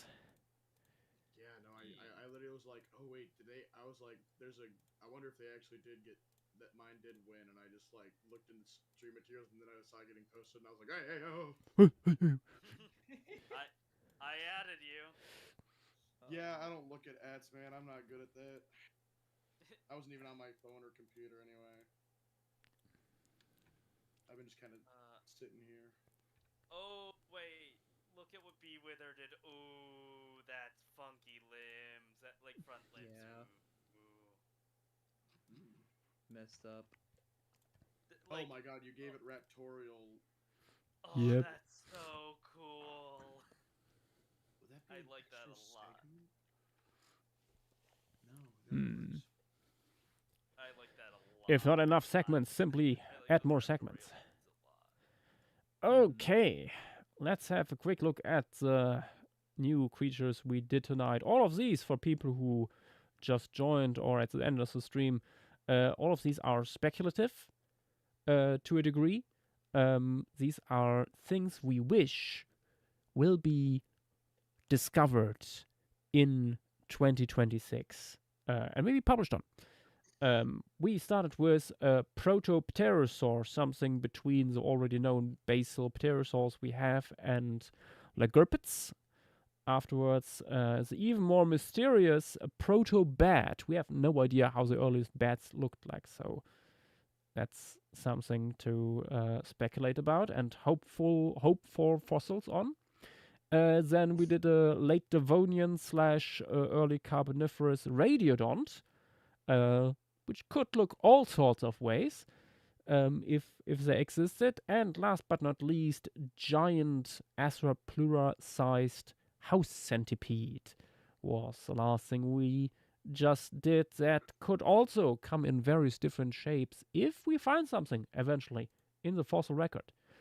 But yes, this would have been everything for now, guys. Thank you all for being here, and see you potentially tomorrow when we will have a look at the beauty that is the Elliott Formation of South Africa with all its sauropodomorphs. There will be many.